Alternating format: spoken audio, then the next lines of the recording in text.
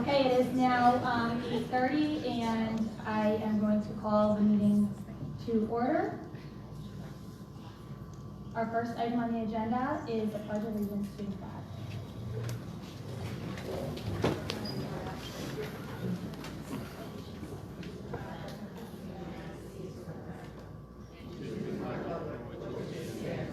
One nation, under God, indivisible, with liberty and justice for all. Next, I'd like to take a roll call. Melissa? Here. Sarah? Here. Kate? Here. Michelle? Here. Christy? Here. Paula? Here. And Evelyn is here.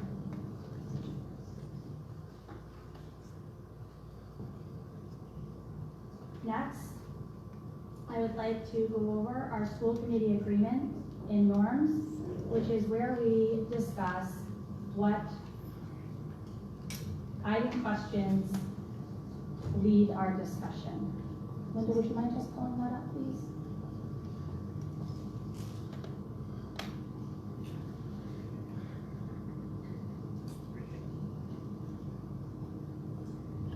So what we want to be thinking about is what it is that we want all students to be able to do. We also want to think about how we will know when and if they've learned it. We want to be focused on how will we respond to the students that don't learn. And we also want to be thoughtful about how we will enrich and extend the learning to the students who are already proficient. Next item on the agenda is a recording of the votes taken in executive session, and there were none. And the next item is to seal the minutes of executive session. A motion to seal. I'll make a motion to seal the minutes of executive session. I'll second. All in favor? Aye.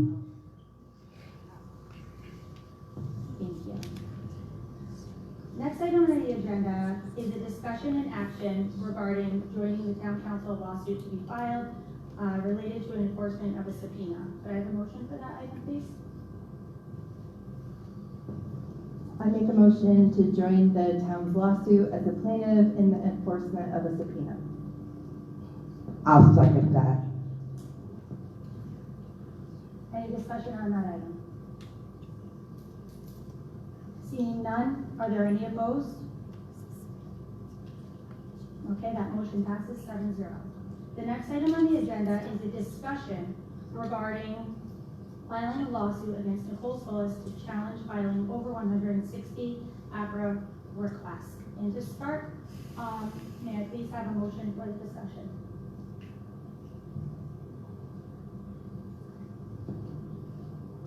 I will make a motion to start the discussion. Second. Good evening all, and thank you for taking the time to be here both in person and to our attendees on Zoom. I wanted to share some thoughts with you to kick off tonight's very, very important meeting on this APRA request related item on our agenda.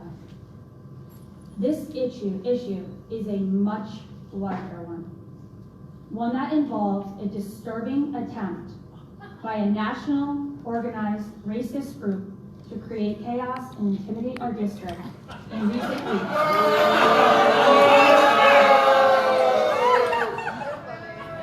As we discuss bringing equity and anti-racism curriculum to our schools. This is a nationwide issue, and I anticipate other districts, which we have already been hearing of in Rhode Island today, to soon be experiencing the same unfortunate influx that we have. More than 200 APRA requests have been filed by a single individual. In just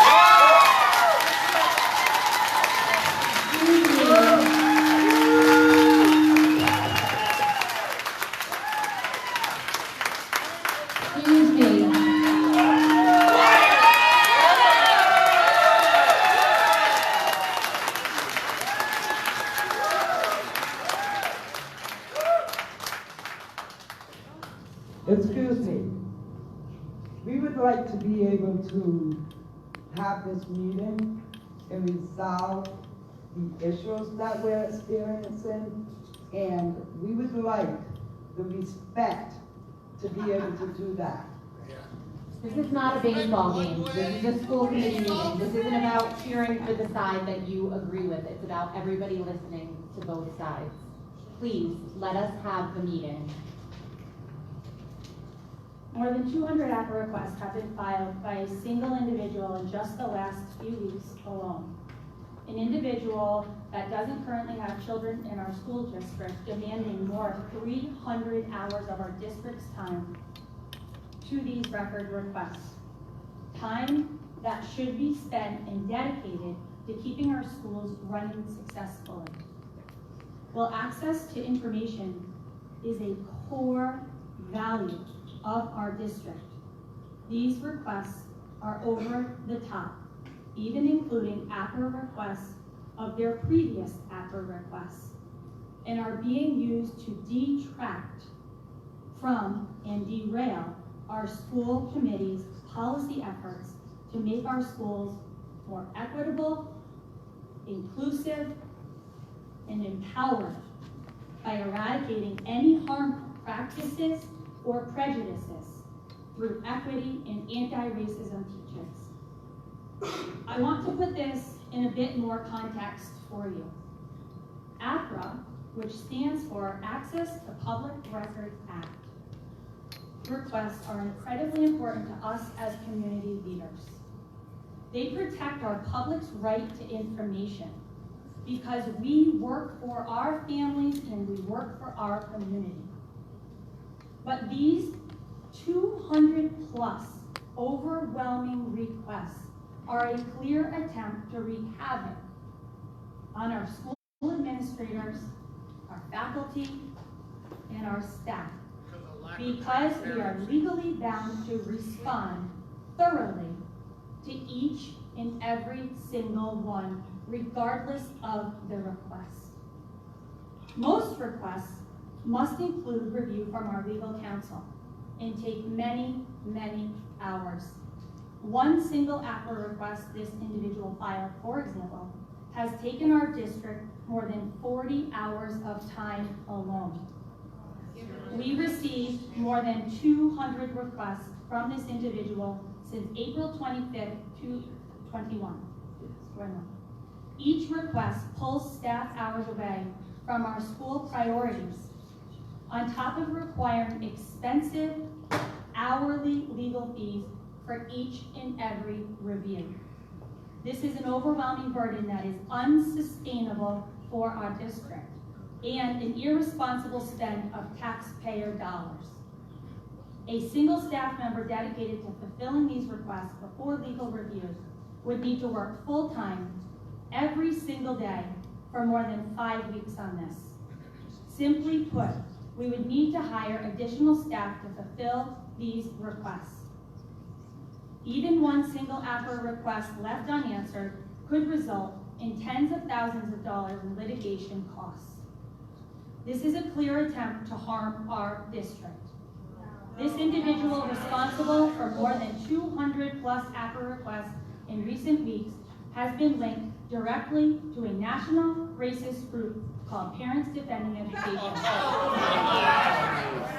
working to spread chaos, confusion, and dismantle anti-racism in schools and public education. Over the last 24 hours, I have been getting inundated with calls, as have fellow committee members, with hate-filled racist messages from out-of-state numbers trying to advance an agenda by using our children and our schools as pawns. I will not sit by and allow this to happen.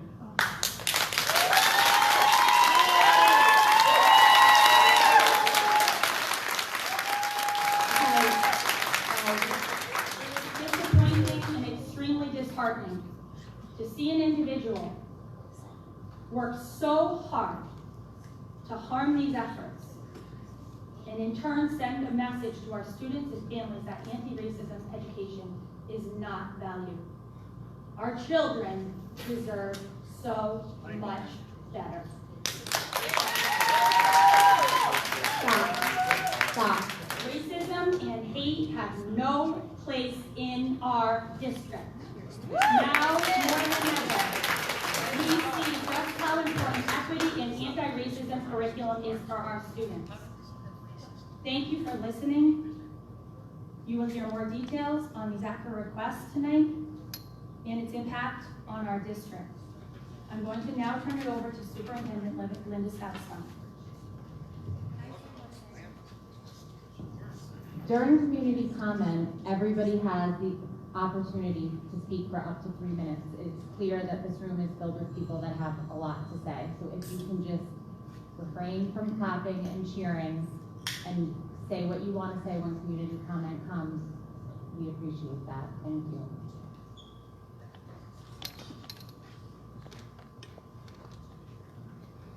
Thank you. So, thank you, Emily. I'm going to first just bring us way back down to some basics, because I do feel like, first of all, we're discussing. We can't hear you. Can you speak up, please? Yes. Yep. Thank you. So I feel like tonight we're talking about a lot of topics that if you work in schools or you work in education, it may be things that we're used to talking about. But before we actually have a discussion, let's just make sure that we have some information about just what ACRA is and the rules that the school department follow to meet the law for that. So, and very simply, and this is actually from a training that we're required to have each year, and just a handful of slides to bring us to that. So access to public records is the act that allows anybody to request public documents, public information from a body. And it's a wonderful thing. And it is something that we wholeheartedly support and have supported since I've been here. We do have a system in place that we use. It is not answering people's questions, and we're happy to do that. I do that all the time in conversation, in emails, but it is actually asking for a public document that exists. If that information doesn't exist, then you do not provide it.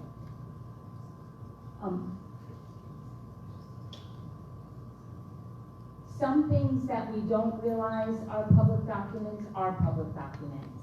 So for that, it's not just always a formal document that we have sitting in a binder on a shelf. There are exemptions to some of the public documents, and actually in the law there are about 27 exemptions. So for example, one that comes to my mind is teacher evaluation is exempt, not a public document. Of course, sometimes there are documents that we do have to block out part of them. So part of the document would be inappropriate or exempt, and part of it is not. So because of that, it is important that we go through documents and review them before releasing them. If an entire document is not allowable, then we do need to respond in writing that we don't have that document. There is a time limit, and so I think this is really something that's very important for us all to know. There is a time limit for responding. And so we do have 10 days to respond when someone asks. We can ask to extend it to 20 days.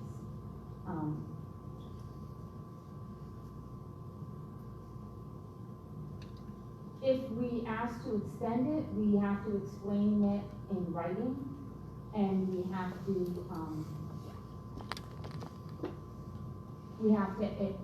consider why we need to extend it. So it can't just be an automatic carte blanche.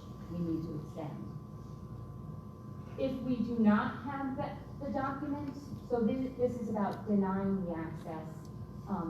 If, for example, someone asked for a teacher's evaluation, that's exempt, we would have to explain, we would have to put that denial in writing.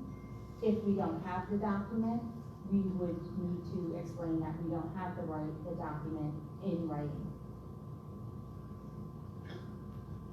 We can charge a fee to someone who asks for the public document. So we can charge 15 cents for photocopy, the time that it would take for us to put together the information. In South Kingstown, we have, for the school department, we have a form online off of our website. So we use a pretty strict, and have for almost 2 years, a very strict process of filling out a form. We do utilize our legal, always have them review how we would respond to it. And then we do have legal look at it before we provide it to someone. Just to give an idea, we, during the 1920 school year, had 73 requests. We did respond to every single one.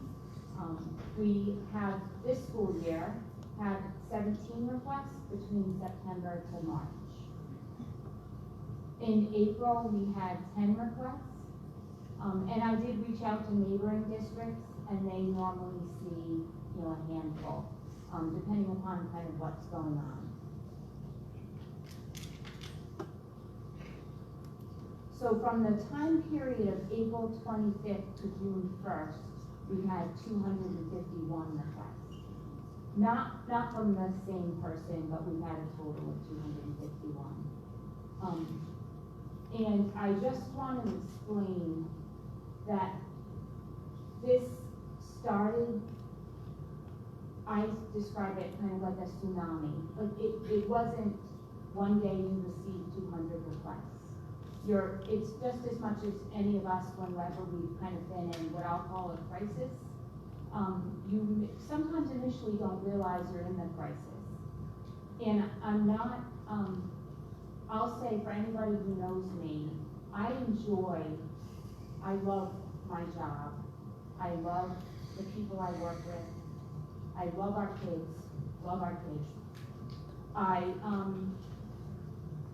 I want to talk about and share as much information as I can about our district. So almost to a fault. So anybody who wants information, I want to give it to them.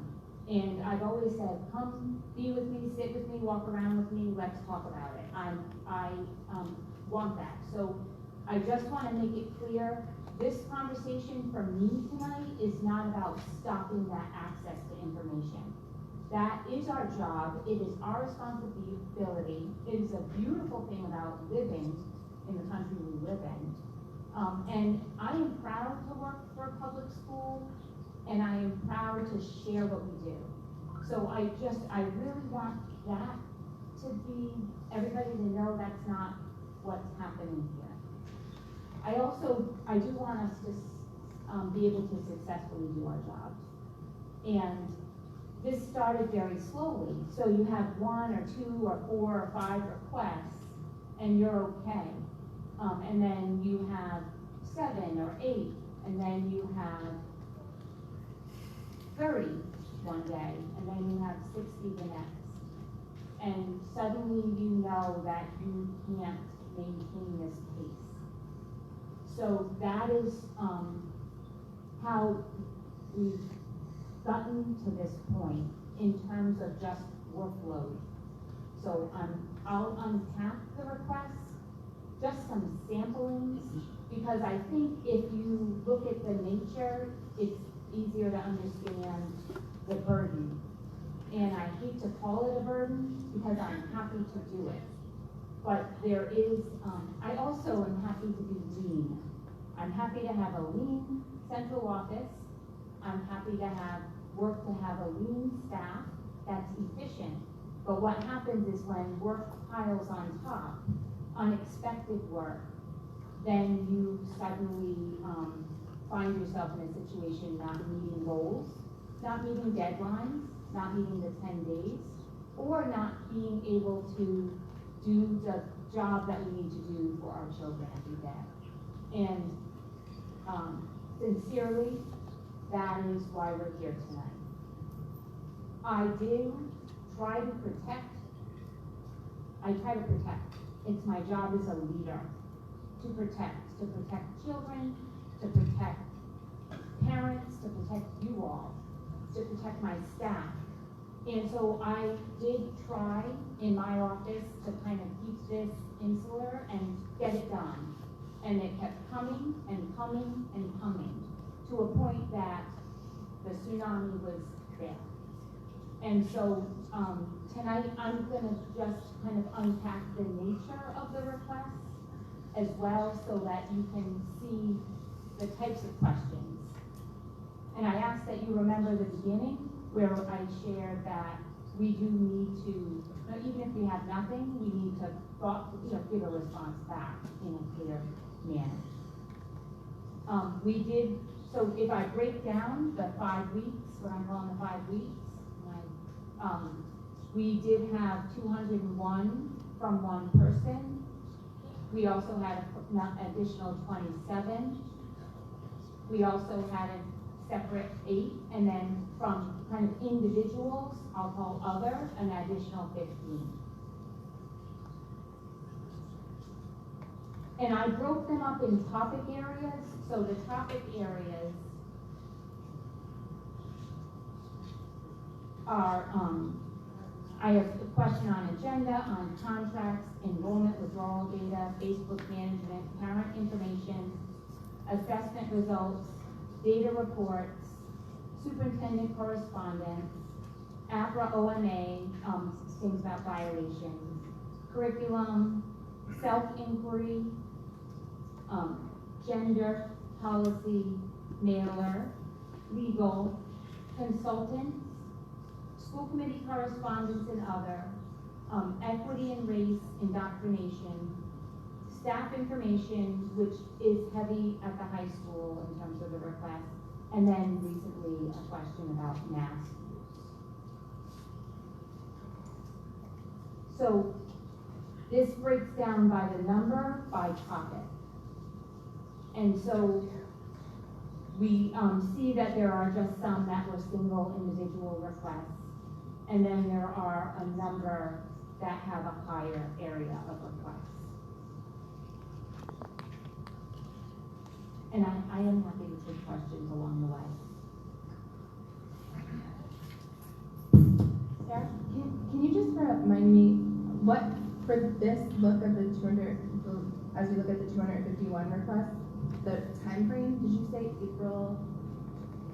So this sampling is from April 25th until basically this morning.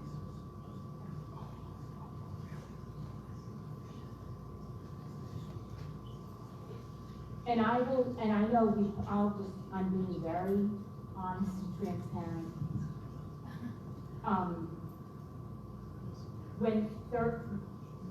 We were stepping through working on this. On Thursday, this past Thursday, there were 30 requests. On Friday, there were 60. So we posted this agenda as required by law for today. With a holiday on Monday, we posted on Friday. So I asked if we could have you all discuss this, because this was something that I felt has a district in crisis. And the response, as consulting with legal, there are not many ways to stop it. Consulting with the Department of Education, consulting with Superintendents Association, School Committees Association, with folks at the State House, with legal at Department of Education, all really pointed to only a single option. If it's okay, I'm just gonna share some of the particular items so that folks can see some of the requests. So, and again, I just categorized other folks could categorize in different ways. So for example, there are questions that are asking, what are all the APRA complaints that we've had for the town of South Kingstown and the South Kingstown School District from 2011 to 2021. And I will share that a lot of the information is available public. It might not be on our website, it might be available at the Attorney General's website, or if it is available on our website, it is still our responsibility to provide it for people. So even if it is sitting on your website, you would still provide that information for the requester, which makes perfect sense. There were also questions, 7 questions about curriculum. We were asked about, for example, scope and sequence for each course unit of study in grades K through 12. List of all textbooks, literature, handouts, and other reading materials assigned to English students in grades 7 through 12 for the academic years 1920 and 2021. And I know that folks have had a lot of, there's been a lot of conversation around curriculum. And there is not, there is curriculum here, and so let me just say this. Folks define curriculum in different ways. I define curriculum as a scope and sequence, based on standards. There is also, some folks define curriculum as the books we use. So here we don't have our curriculum on our website because we don't have an organized curriculum in that way. We have beautiful resources, we have documents that are individually done by teachers, but we don't have those typical scope and sequence. And I know that we talked about this here before because this is the reason that we had NEAS cite us for that area that's missing. I believe so. Sarah? I was thinking about is someone on? Sorry. I was thinking about the important work and votes that we took last summer around things like a curriculum audit in the district to ensure for accuracy, representation, equity, all of those things, as students and community members were asking of us. And one of the questions I've gotten is, well, why can't we just have why can't we have our curriculum on the website so everyone can see it, which seems like a fine idea.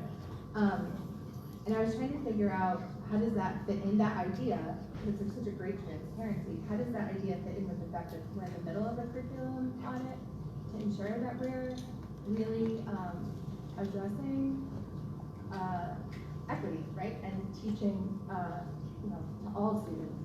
So does that make sense? Is the question? And so I left the district where all of our curriculum was on the website, and it not only benefited for the general public to see, but also within the school having a conversation from teacher to teacher. And as things were, school committee approved the curriculum and then we posted it on the website, I would suggest that we do the same thing here. For us this year, it's been an ELA year. I know you all know that. We were awarded a grant to do that work, to select a resource. But working on a pre-K through 12 curriculum does take time. We have a team working on it, and yes, then as you work through and do your equity audits, as you pull that together, then putting it on the website makes perfect sense to me. I wouldn't know any other way to do it. Just had one more follow-up question, and I hope I can ask specifically about a couple of these. Okay, so for example, one of the things asks for lesson plans from a specific teacher where they talked about race equality with students.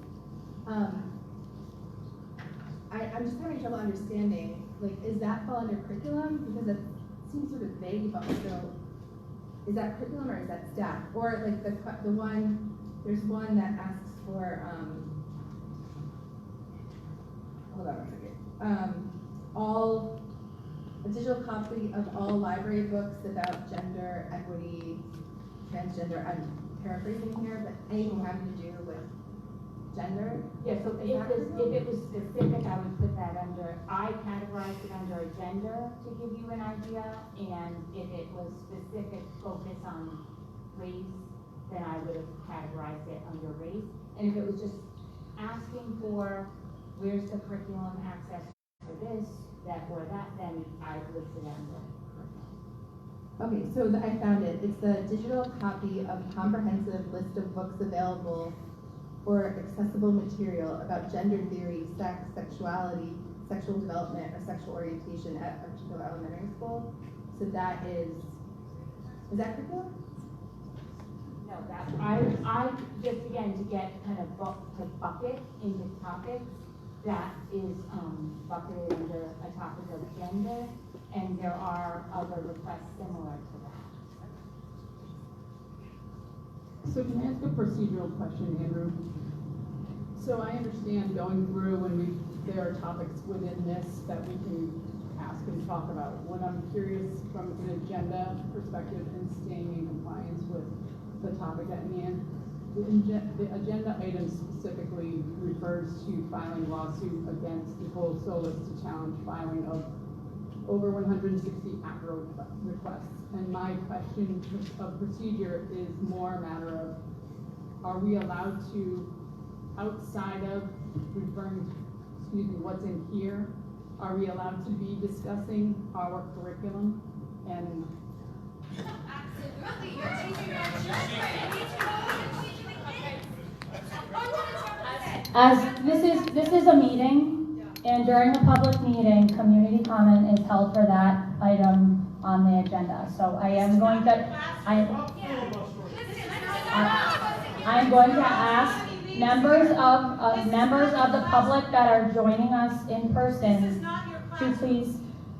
I'm going to ask members of the public that are joining us at the meeting tonight to please refrain from any comment until that item on the agenda. Thank you.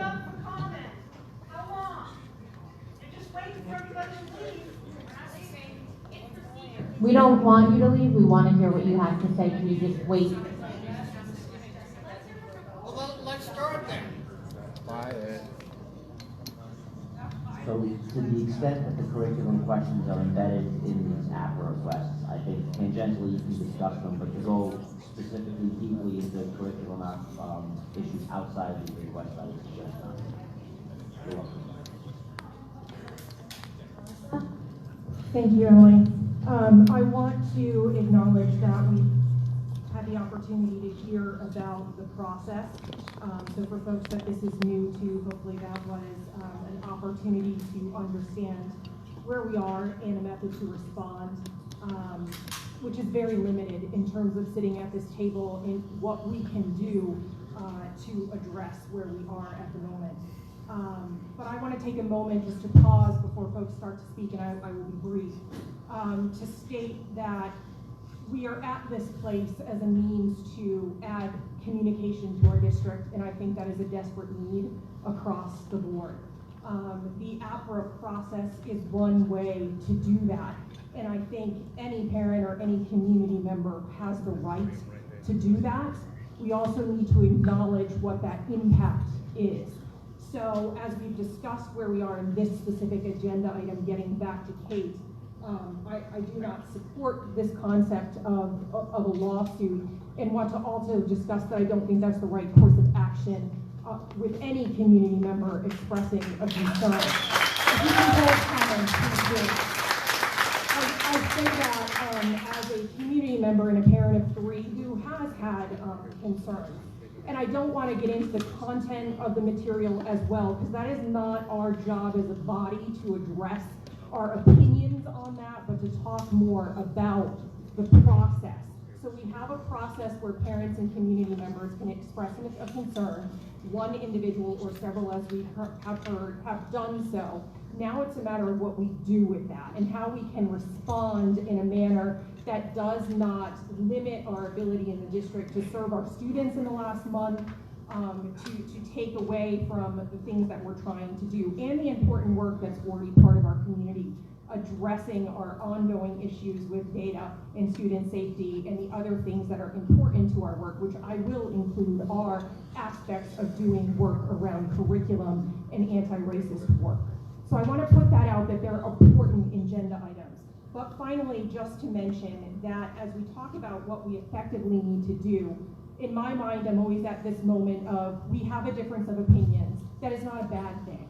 I think we have an opportunity to come together as a community, and this is the first time we're doing this with a new school committee and some new perspectives to be able to do that. I hope tonight is a discussion, and we're going to debate, and we're going to have a difference of opinion, but that is what we're trying to teach our children to do, that we have an opportunity to express differences about process, and we have an open means to do that. That's what this meeting is, and perhaps we need others to do that.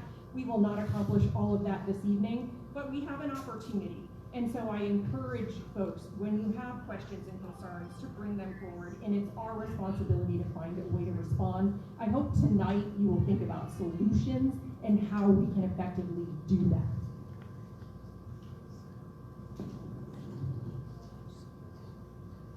Do you have more in your presentation?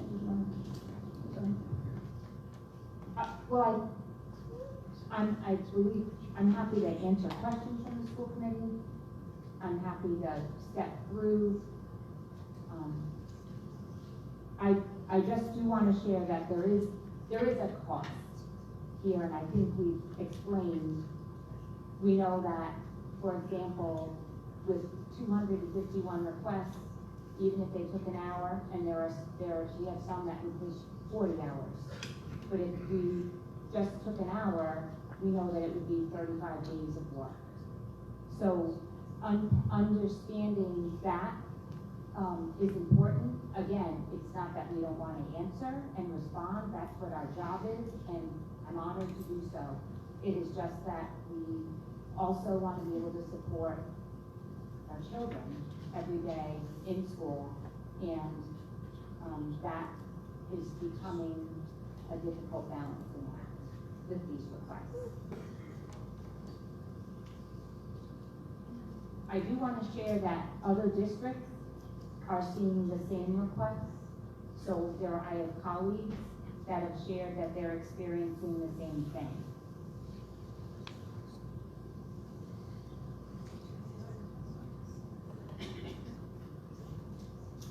And I know Sarah's asked about our equity audits, our commitment that we've worked, and I couldn't reflect on all this without thinking back to a year ago when the school committee did make a commitment to the hard work. And we've made a recommitment, and I'm grateful for that, and that is not being lost in anything that's happening today. I'm happy to take other questions. I know you all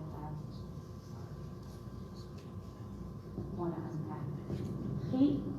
So I guess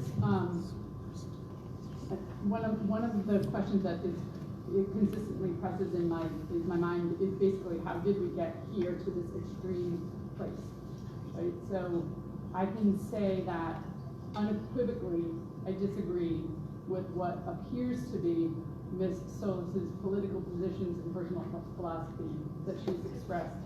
However, as an elected official of a public school system, it's not my job to judge her on her personal beliefs at this table. As it's written on this agenda, it's not about the content of what she's requesting, it's about the sheer number. And the sheer number has basically, I was talking earlier, and we're like a database, we're like a server. And when requests come in, requests go out, requests come in, but if we're overloaded and we have other systems we're supposed to be supporting, we can't support them. So we need to slow that. We need to find a way to either slow or stop that. And my question is, have we made any other attempt prior to putting this on an agenda in this manner of coming to a resolution with Ms. Solas in order to slow and or stop the level of requests that are coming in a way that is is stopping our systems from working properly.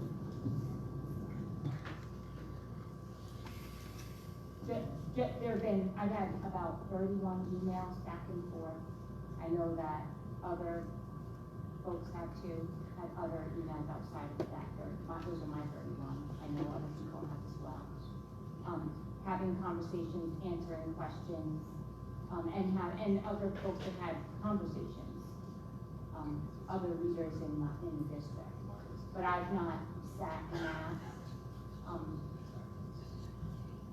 if there was an alternative to this. It's a very legal process, and when someone requests it, I never ask them to consider not requesting. Christy? A little bit along with Kate, something that I've been thinking about through the enormity of requests is there are some requests on here that seem maybe more important to Nicole, and I'm wondering, as part of our responsibility as a district to educate the community about the work that we're doing, specifically about anti-racism and some other things, is there a way to tease out and prioritize certain things that are most important, and kind of what Kate was saying in terms of mediating and working through the list,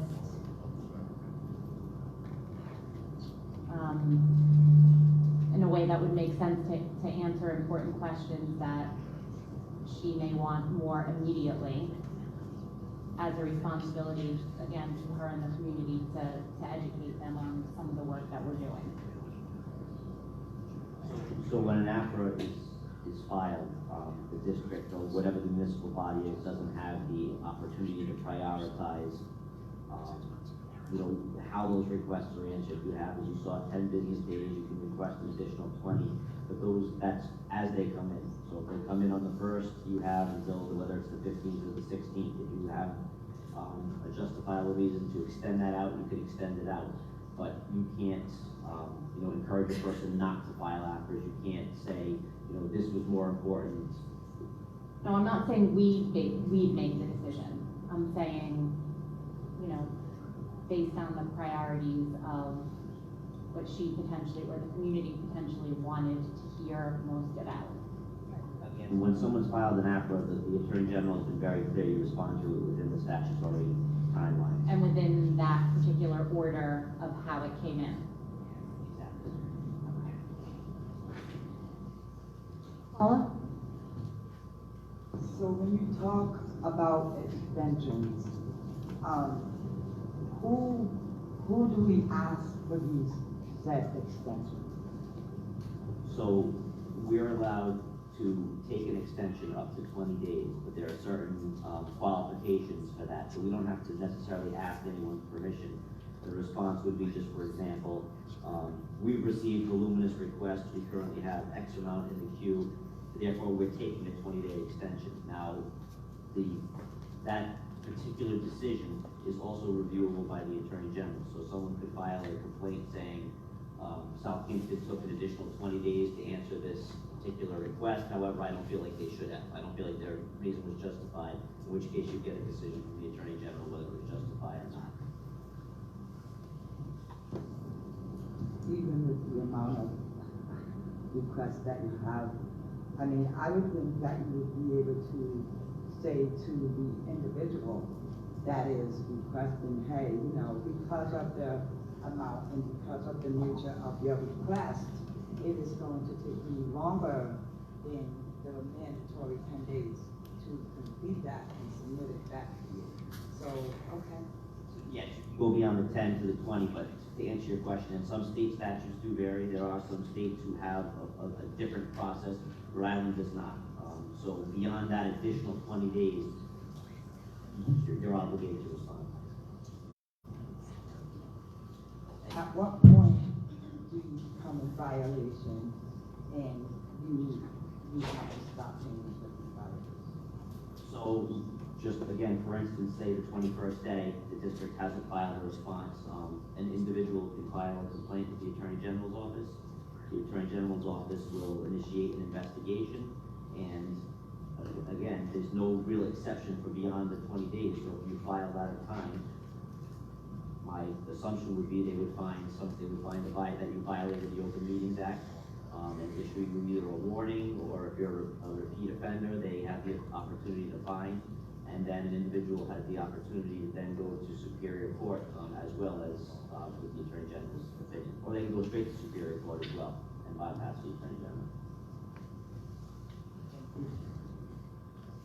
Is there an example of when that's happened in recent history in Rhode Island, so that we have an example of what that would cost if an APRA was not responded to within even the extension with the 20 days, and what that would look like when you're looking at over 200?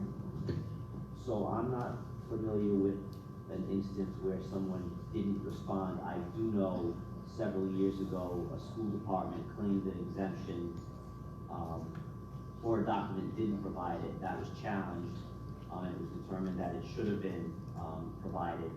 And I want to say that the attorney's fees just awarded to the plaintiff in that case, the request was close to $75,000. $75,000 for not meeting the legal expectations for one APRA. $75,000. In that particular case, yes. I believe you were next. I'm really struggling with this because I'll judge all day. We need to protect and support our BIPOC students, right? That's something we need to do, and that's something that we are charged to do as a school district, a public school district. It's about all kids. So on some level, I can't believe that we are here right now having this conversation. Because but at the same time, I do think, progress is hard, it can be scary, and parents have the right to information. And so I'm just really struggling with there's no win here, right? I think the work that we're doing that is really being sort of,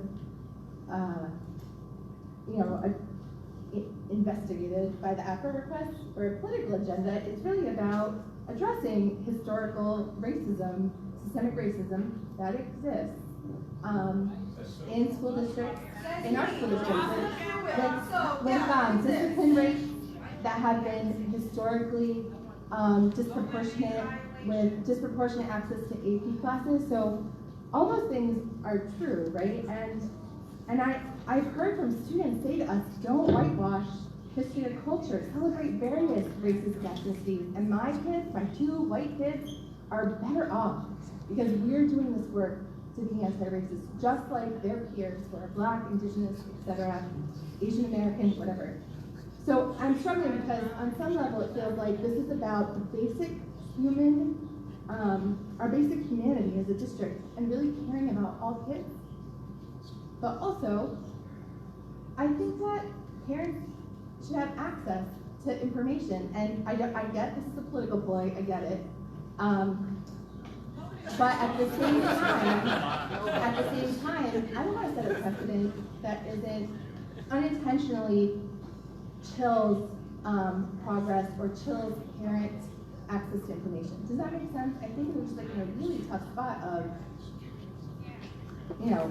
values and beliefs in all kids and not withholding information. And not even withholding information, you've been asked to do something impossible. That's the bottom line. You've been asked to do something impossible to turn over data in 20 days. Paula? So my question is that each one. So my question is that each one, there's 251 of these, okay? Is that still considered just one? So there's a provision in the Open Meetings Act that says if a person files multiples over the course of, I believe it's a 30-day period, you can treat them as one for purposes of charging for the first hour. So basically, the way the after works is the first hour is free. So if it takes an hour and a half to compile information for request number 1, the first hour would be free. You could charge $15 for the second half hour or whatever it was. But what the act does say is if a person files multiple, essentially you can treat them as one, so you don't have to give that first free hour. There's 200 and something individual requests here. It's not one, but what you can do is treat them as one for purposes of that first hour, so you don't have to give 251 free initial hours. Does that make sense? No. Christy? I'm struggling also, and I think my struggle is more in trying to understand. My job is not to, none of our jobs is to judge anybody's political agenda. This is because we're here to talk about, or we should be here to talk about our kids. And so part of this is how we're educating our kids. And I think the reason that I'm having a really hard time is because I don't understand what the end game is here. Like I understand a parent wanting to know more about what their child is learning. As parents, we all want to know about that. So I can absolutely appreciate that. What I'm struggling with is the amount, the timing, and so it's, for me, there's this cognitive dissonance of, are we talking about really our concern for kids and what they're learning, or how we're gonna stop them? Okay, can I? So that's where I'm struggling. I feel like I need to hear more from this mom about what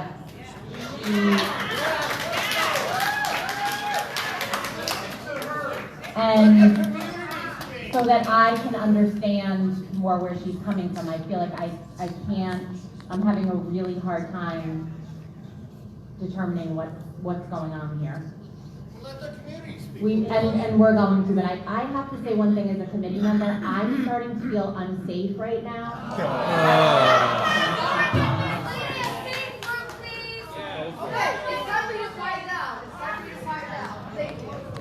I don't have a hard time. I don't have a hard time seeing what's going on here when I read the list of the requests. I'd like to request the following information for the period of 2019 to 2021. Budget and costs incurred by the district related to the RFP for racial equity audit and strategic plan development.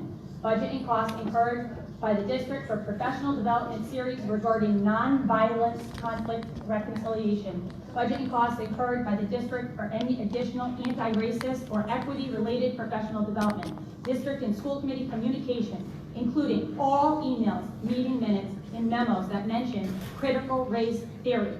District and school committee communications that mention the book Stamped, Racism, Anti-Racism, and view or urge people to purchase the book called The Collective at Peacedale. District or school committee communications with members of Towards an Anti-Racist South Kingstown. It goes on and on and on. There is not a question about what the agenda is here. Digital copies in all names and titles of individuals in transgender and gender expansive point terms under each school policy. It's pages and pages of those similar requests. There is not a question about what the agenda is here. It's about what we do with it now in this district as we are underwater, unable to meet these requests in a timely manner, and they're the financial burden and risk that we are in as a district of South Kingstown because of these. So I think when you hear 251 times the potential of $75,000, that is mind-boggling. That we need to take some sort of an action. I don't know what the right action is. In talking to legal and to the state of Rhode Island and to other districts, there was one option presented, and that was the option that was put on this agenda. Do I think it's the right option? I don't know what the answer is because this is unprecedented and no one has been through this before. I don't know if it would be right or if it would be wrong. What I know is it needs to be dealt with because we have a lot of kids in our district that need us to be focusing on their education, every single one of those kids. And because of this, we are unable to achieve that. And so as a committee, we need to figure out a way to constructively move forward so that with this is not going away, with this here, we can continue to move forward and meet the needs of all of our children in our district. I forgot what I was gonna say. So one thing is I want to hear what the district, what the community has to say. I think we've talked enough, we've listened enough, we get it, we understand. So if we could just, switch over to community comment, that would be lovely. Both Paula and Michelle had one more comment each, but I do agree, we need to hear from the community. So Michelle and then Paula. Ms. Miskey, is the plan to allow community comment and then to come back for us to have further discussion? I'll hold my question.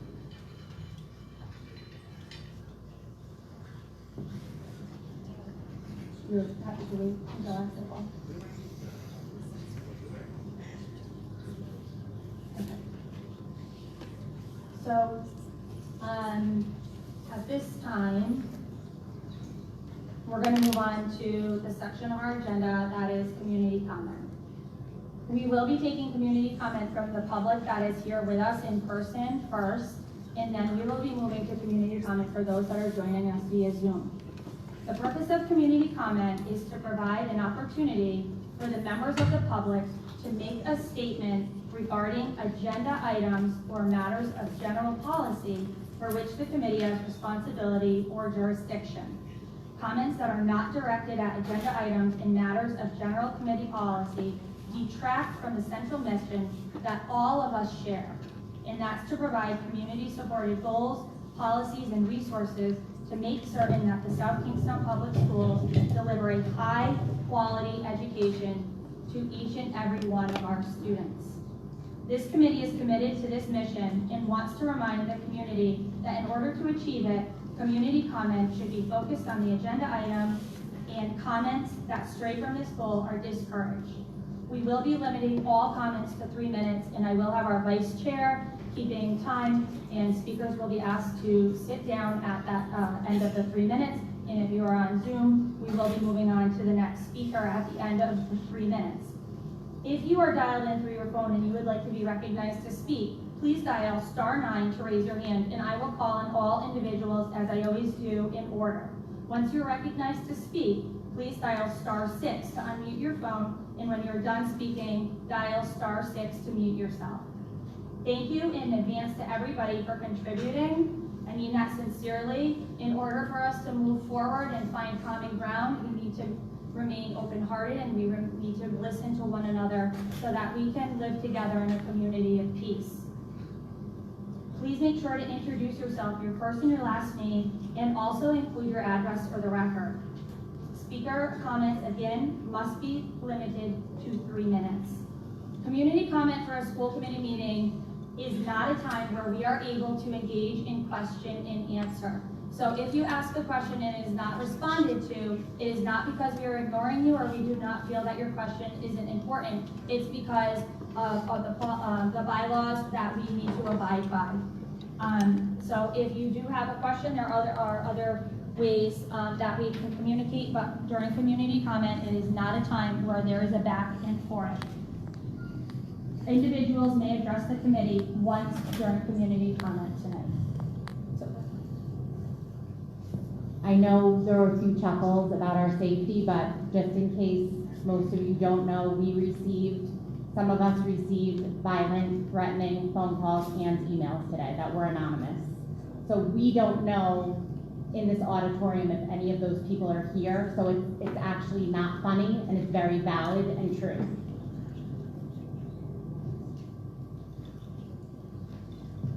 At this time, I will recognize the public to speak, so if you would like to form a line at the microphone at the front, please do so. Please make sure to also stay socially distant as possible. Yes, and also remember to state your first and your last name and your address where you are from.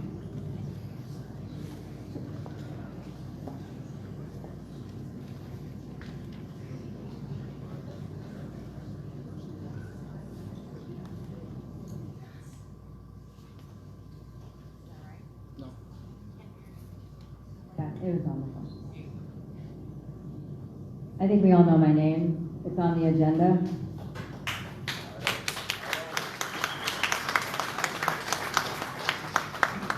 And I'm not stating my address. We all know I live in Wakefield. That's what they're asking you to do. We don't know. Just tell me all about Kingstown. We don't know her name. Just continue. Guys, let her speak and let's get through this. We want to hear what everybody has to say, please. I am a mother with a child enrolled in the district, going into kindergarten. I had questions about her education, and you didn't answer them. You told me to submit public record requests to answer my questions. I did what you told me. And now you're holding a public meeting to discuss suing me for doing what you told me to do. This meeting was meant to publicly humiliate me, and it didn't work.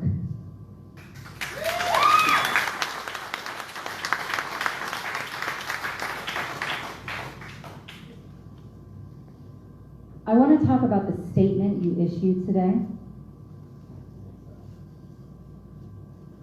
It was replete with critical race verbiage, such as equity, which raises serious concerns about CRT in the district. Equity is CRT code word for discrimination based on race. The school committee should focus on equality, treating students without regard to race. Why is the school committee so obsessed with treating students based on their skin color? We need answers to that, not lawsuits against parents. Thank you.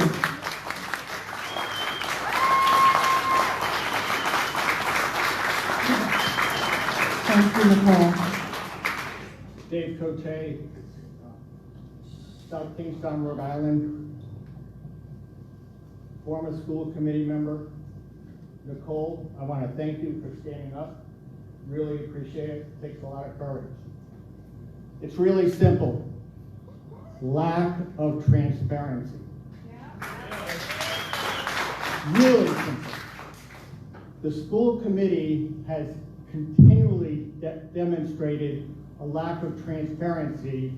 This is why a mom, had to step up for her children because you wouldn't deliver what she needed. So as Nicole stated, she had to follow your process. She followed your process. So a lack of transparency has been continuous with the school committee. School committee, the rant of threatening, bullying, insults to Nicole was reprehensible. I came here tonight,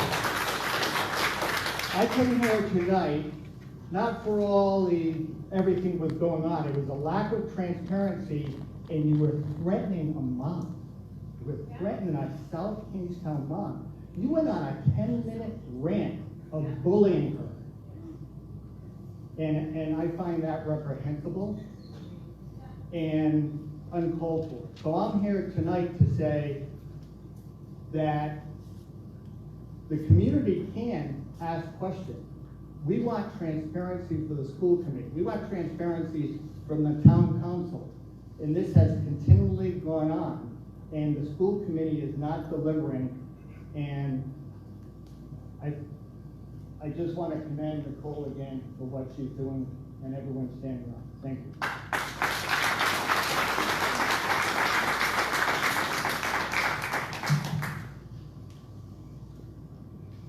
Hello, my name is Sarah Leclaire. I am a current URI student and recent graduate of SKHS, and I have been in South Kingstown my whole life. I essentially live down the street. And I firmly do not believe that we should have a lawsuit against any parents who are looking for information and transparency in our school systems. I believe that we should have committees and subcommittees working on this and working on putting our curriculums online and making things available to students and all of this.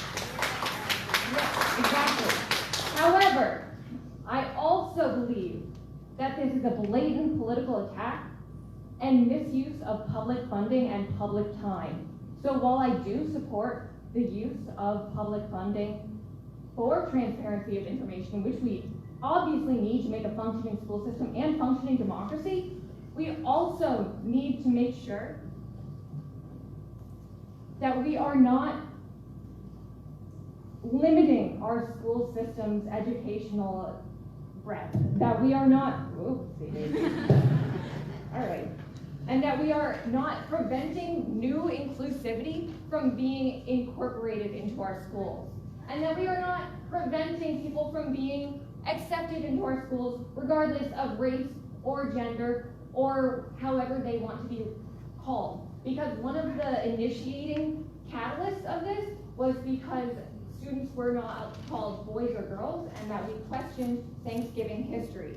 And I think that if we do not allow our students to question history, then we will just allow history to repeat itself. And I think that is not democratic. Thank you.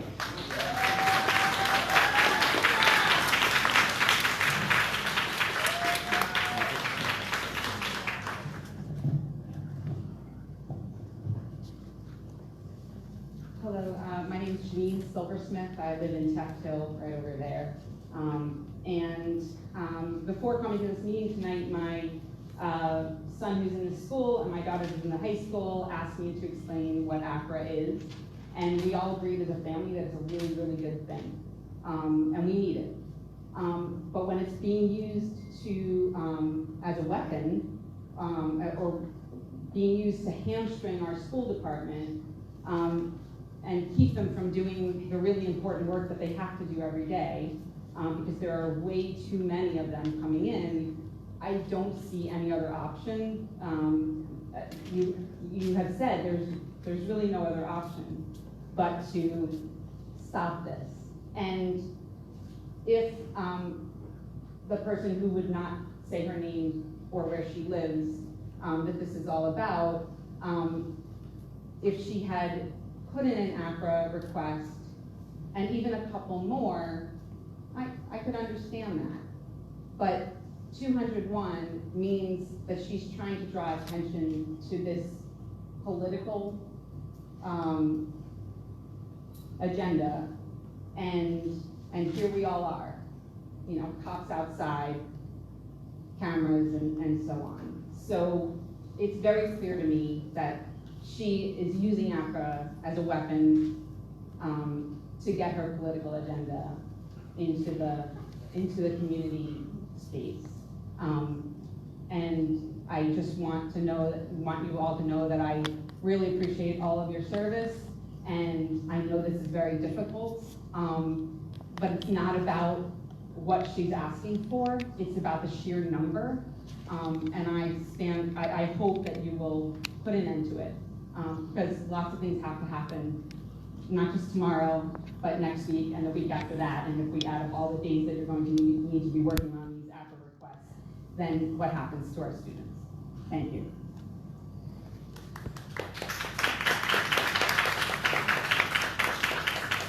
Hi, I'm Katie Reardon, and I'm from South Kingstown. Sort of going off of what the two people before me said. So I'm from South Kingstown. I was born here. I went K through 12, all SK. Then I just graduated from URI, like a couple days ago. Oh, sorry. Lift that up a little bit. Yeah. Is that better? So I just wanted to, I'm not going to talk for too long. I think other people have more valuable things to say than I do. But I definitely just wanted to make it known that it's kind of ridiculous to me that this could be considered anything besides a political movement, or not movement, but a gesture.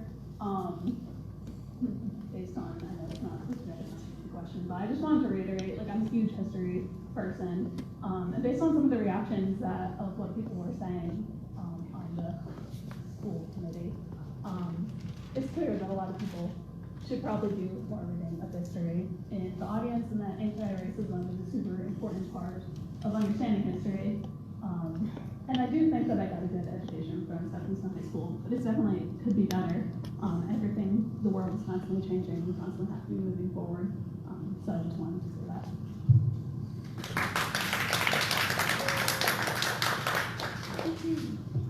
Hi, my name is Eve Monbelly. I recently graduated South Kingstown High School in 2018, and I just wanted to say that if you are against anti-racism, you're racist. You're racist. Okay? And if you think that you're being bullied, I have been bullied. Our ancestors, your ancestors have skinned my ancestors alive. Alive. Alive. Okay, I have lived through this. I have lived through this. You have not. So I don't want to hear it. Eve, can you speak to us, okay? Yes. Just to us. Okay. Thank you. What these people are doing is to the detriment of their own children. Their own children, just because they're racist, does not mean their children are racist. Their children have the right to learn about their peers and learn about their culture and learn about how they live their lives. And we have the right to have our own curriculum presented to us. We have the right to learn about our own cultures. We have the right to be represented in our school curriculum. That's all I have to say.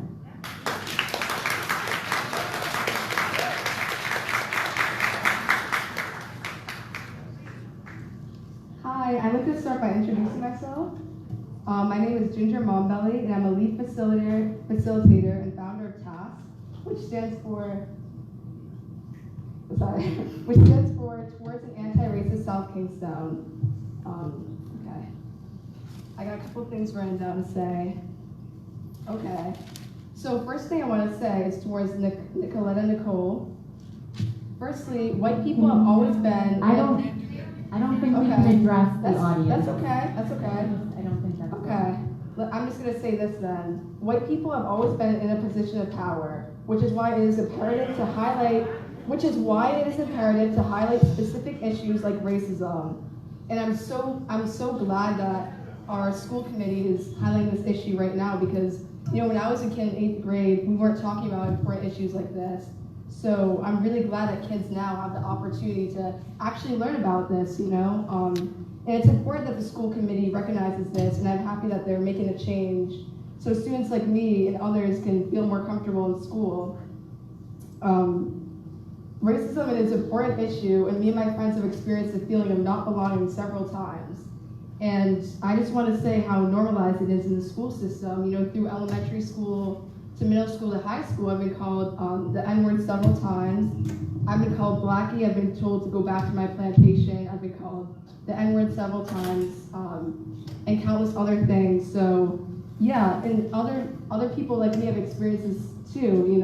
So that's why I'm just so fortunate that we're deciding to talk about this issue. And I wanted to say now. Hold on.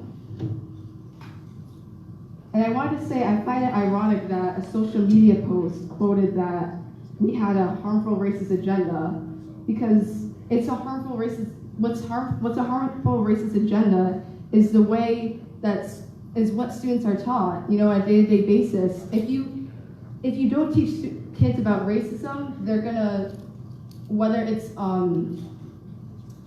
whether it's like non-blatantly, they're still gonna treat others like that in that way, you know, because it's just so normalized in our society right now.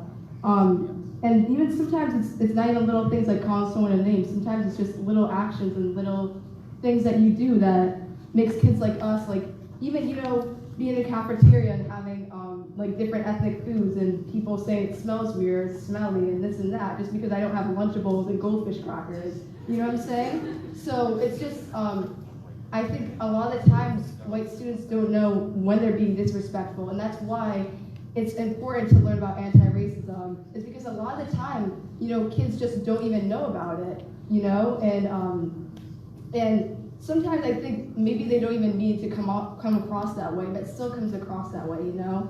And that's why it's really important for us Black, Indigenous, people of color, Asian Americans, and that's why it's just important for us because we're always the ones that are left out. We're always the ones who just feel like we don't belong in this school. We've always felt like we don't belong. So that's why this is really, really important to us, and thank you for letting me speak.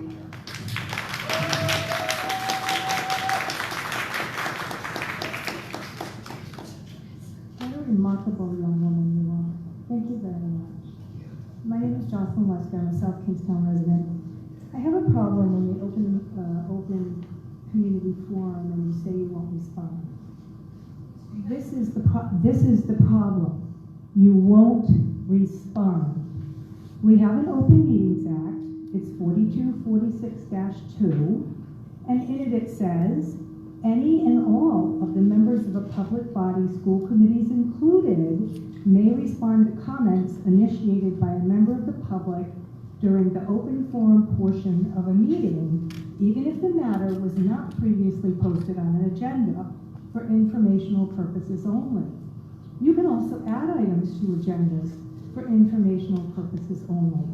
So here's and I can happily quote the law, Rhode Island General Law 42466B.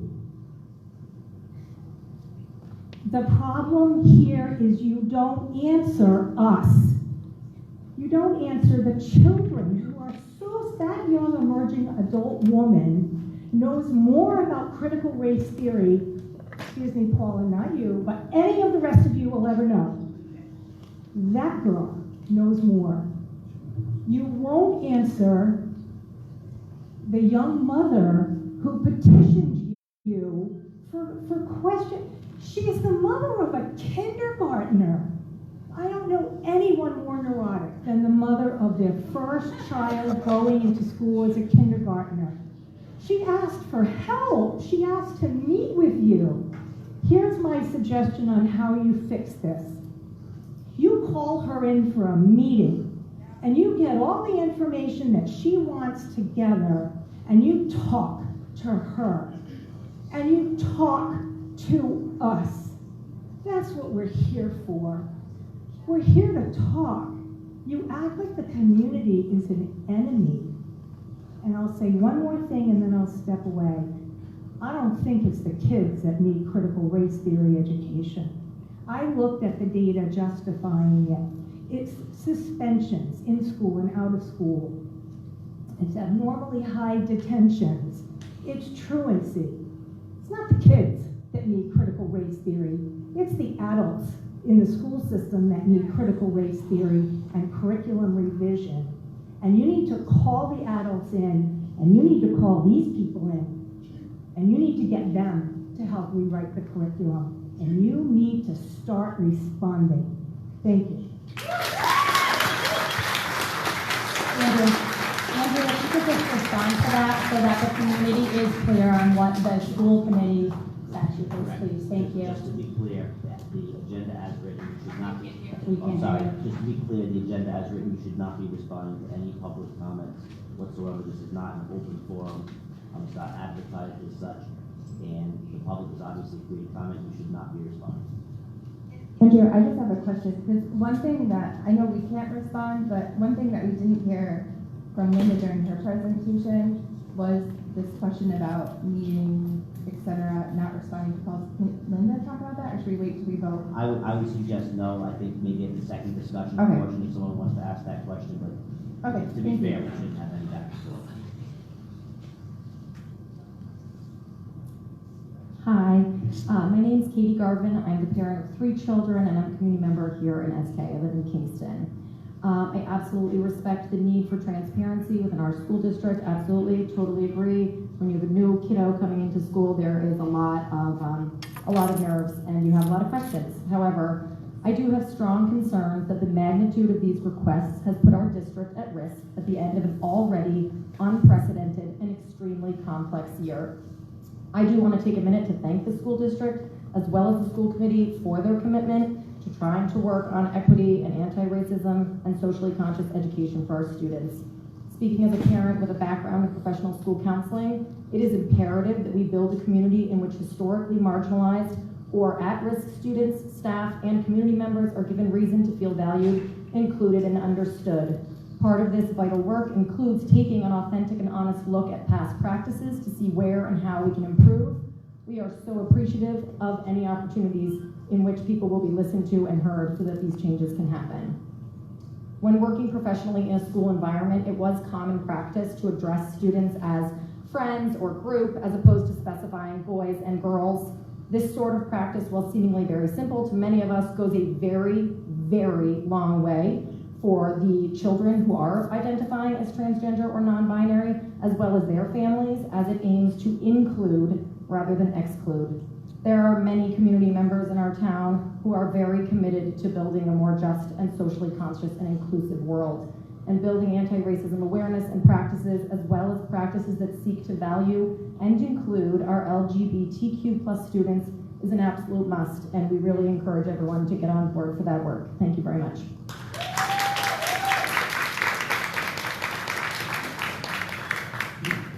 My name's David Smith, and I live in South Kingstown, Rhode Island.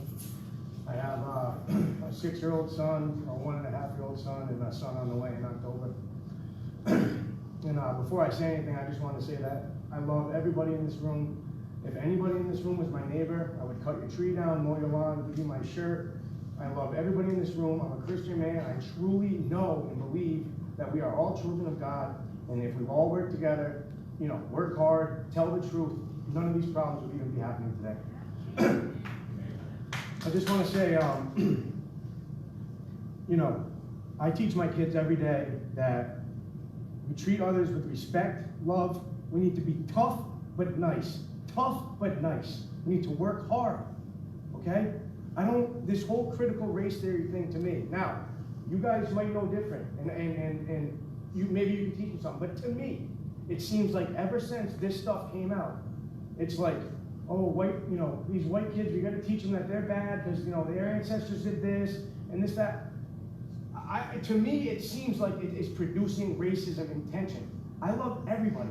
I don't know why all this stuff, it seems like all this became an issue once this stuff started, and I truly believe that, as a child of God, I truly believe that we have become a secular society, and that, pushing God away has caused a severe amount of problems on society and for our kids. I think we all need to go back to Jesus, go to church, look at our lives, and move on from there. And I just want to say to anybody who feels frustrated up here when these people talk down to us and just basically told everybody in the room, oh, every single person you hear clapping right now is racist, which is insane. When they did that, I'm a commercial fisherman. I know better than anybody in here what it's like to get ran over by the liberal machine. This is what they do, okay? I just want the best for my kids. I love my kids more than anything. And I love these kids and everybody in here. This whole thing, I just feel like this whole thing is producing racism. I don't get it. I think we should be teaching our kids to work hard, reap what you sow, be kind to others no matter what. Why are we even mentioning skin color? I don't even get it.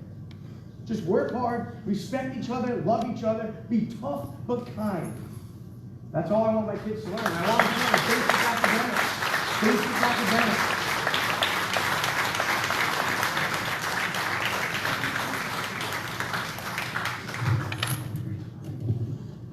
Hello, my name is Stephen Licht. I live in Wakefield, and I have 2 middle school children in South Kingstown schools. I'm here partly because 90% of life is showing up. And I wanted to make sure to thank the administration, the faculty, and the staff of South Kingstown schools for their dedication to the well-being of the students. I've talked with and listened to my children, and I listened to them talk with their friends. And it is so clear that they are learning an environment which is far more tolerant, far more empathetic, far more accepting of differences than what I could have imagined when I was in school a generation ago. And for that, I'm here to thank this committee as well, and the previous school committees in South Kingstown going back many years, as long as my kids have been in school here, because whatever their differences on all sorts of other issues, and they have been big differences, you and they have actively worked to create policies centered around not just the educational needs, but also the emotional needs of the students.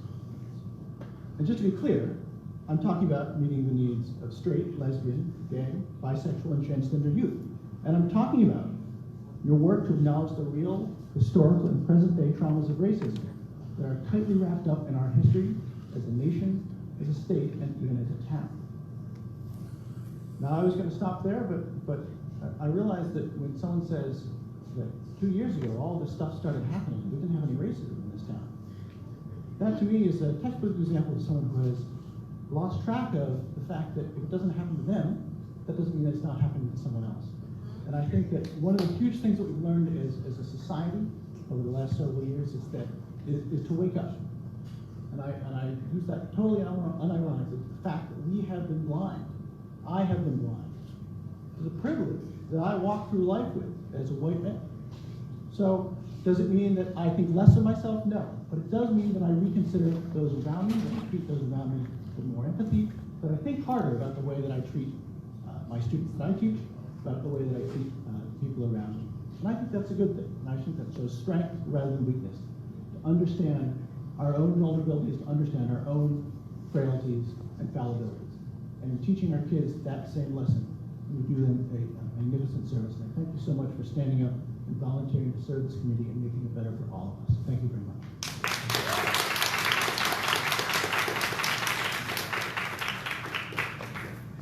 Hello, I'm Melanie Dyer. I live in Kingston. I'm a hospice nurse. I'm a mother of 2 adult children who have gone through South Kingstown School. I am a grandmother of 7, one on the way. I loved the process of being in the school system with my children. I volunteered. I wanted to know their teachers. I wanted to know the principals. I wanted to know the curriculum. I wanted to know what was in the library. I looked at all the books in the library. I read all the books before my kids read them. I glued together pages of a couple of books that the kids were going to be reading because they were inappropriate in my eyes. Watering Elephants was one of them. It was a wonderful book, but there was a very pornographic section in it, and I was like, it's not appropriate, and I glued the pages together, handed it to Harrison, and said, just don't unglue those pages. I don't want you reading those. Parents are the primary teacher of children, and I loved working side by side with all of the teachers in the school district through all of their years. And as the kids get older, it's a little more difficult to be in the school system, but all the field trips, anything I could be on, I was on.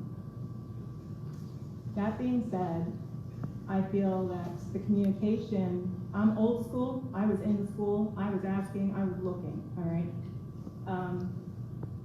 The new age, a lot of stuff's on computer. So I know Nicole from my dance class, and I know she's a young mom who was concerned and wanted to know what's her daughter going to be experiencing like anybody else. And she was doing, as far as I know, what you told her to do. Now, I am sure she had no idea the amount of hours and the stipulations and all of that that's required, and the mess that this has created for you is hours-wise and regulations and all of that. I am sure that something logical and sensible can come from this if we work together, because she just wanted to know. And from your website, because I really didn't know, like I was like, a school committee's going to be suing a mom. I couldn't understand it. But your information on the website says that you advocate for the district goals and priorities through communication with students and staff, parents and community, business and public officials. And there was, a pecking order that you go through normally. You go to the principal and you contact the guidance counselor first, and you go down the list. But for whatever reason, I don't know if it's COVID or whatever, she was told to go to the computer and file it this way. So let's try to remedy that. I don't understand why you couldn't come together and say, is there an arrangement that you can make that you're not going to sue us for this, that, and the other thing that you were speaking of before? Because I'm sure it could be sensible. You're supposed to work together as Melanie, a community. I gave you a little extra. Oh, I'm too, sorry. but if you want to just wrap up. I just wanted the communication that I know your committee wants to do. It needs to be communicated, that's all. And for our inquiries, you know, it would be nice to know what the curriculum is. And if there's not a logical place for it, then that would be really great to like get there. But I am sure the litigation doesn't have to happen.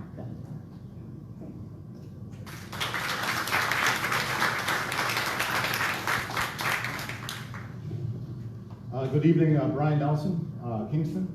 I've lived in South Kingstown just about my whole life, like many folks in this room today. My wife and I are currently raising our 2 daughters in this town, and I've had the pleasure of teaching for this district for the past 20 years or so. Let's face it, racism is a very challenging and at times awkward topic to talk about. It is.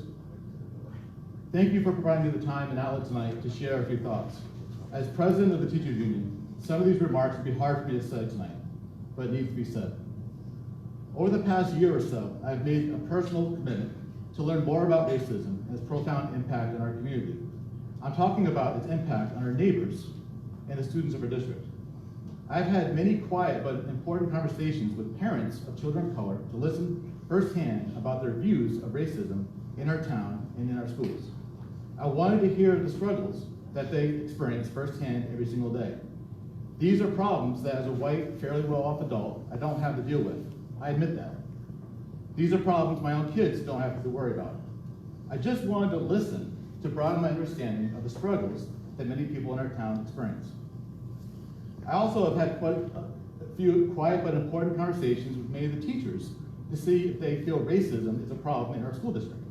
This included several conversations with some of our teachers of color or BIPOC teachers to see if they feel impacted by racism as an employee of the South Kingstown School District. Again, I just wanted to listen and hear them out. Over the past year, I have taken part in community discussions led by current South Kingstown students, as well as South Kingstown graduates and community leaders, to hear firsthand what it was like for them to be a student in our district. Many of these powerful conversations were hard to listen to. After all these conversations, I can honestly say that racism is a problem in our community, and this includes our schools. It has been a problem in this town for a very, very long time. I am sure we can all agree that we want every single South Kingstown student to receive the best possible education. As parents, I think it's safe to say that we want our kids to develop a love for learning. We want our kids to feel safe, welcome, and supported when they step into our schools.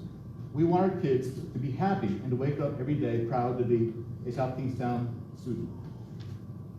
Unfortunately, this is not the case for many of our students. This is a huge problem that fancy laptops or a new math curriculum is not going to fix. The issue of racism in our schools and in our community must be addressed now. I would like to commend the school committee and our district administration for tackling this incredibly challenging issue head on. It is needed. As union president, I pledge to work with you to address this problem and work together towards a solution. It will be challenging work, but together we can make this happen. I want South Kingstown, the town I dearly love, to be known as the town that confronted racism and defeated racism. Thank you.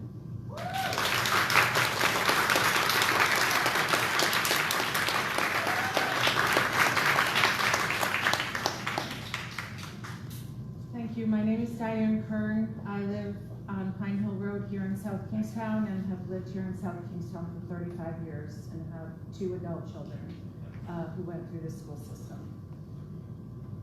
I am a first-generation student who grew up in poverty, and I'm a white woman. I'm cisgender. My pronouns are she, her, and education made all the difference in my life trajectory to have a PhD in education from the University of Rhode Island and to continue to help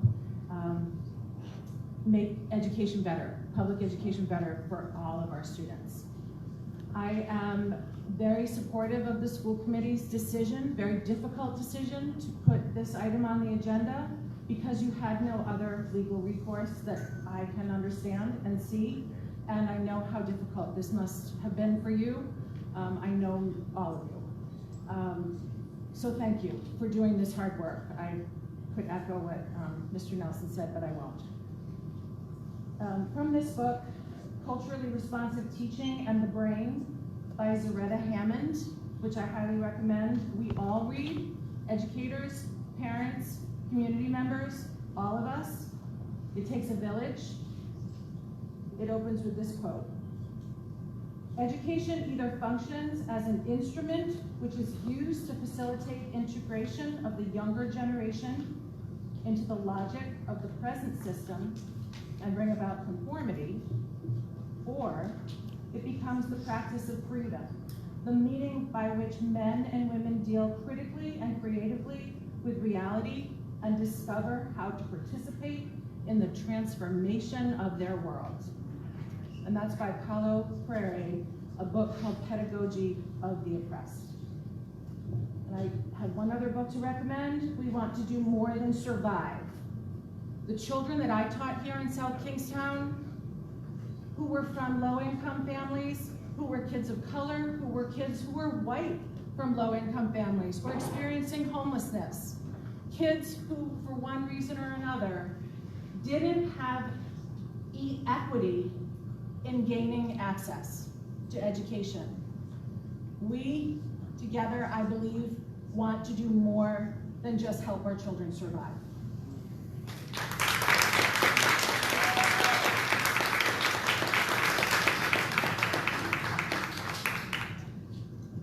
Hello, my name is Becky Davis. I am a Black queer woman, a mother in the school district, a mother, a proud mother of a senior at South Kingstown High School, and I'm here to speak on behalf of myself and my son. I want to start with gratitude. I want to thank the school committee for the hard work you've been doing over the past year in supporting an anti-racist policies and working to create a curriculum audit. I think that you're doing the good work, and I support what you're doing, and I want that work to continue. Also, I just want to say that I think the transparency of information is important, and to my knowledge, a lot of those conversations came up last summer when we were first talking about equity and justice, racial justice. And so, to my knowledge, those things are in the works, and I'm being a patient and a person of faith. I'm waiting for those to happen, and I'm glad that they're happening. I also want to say that let's not pretend that this is just about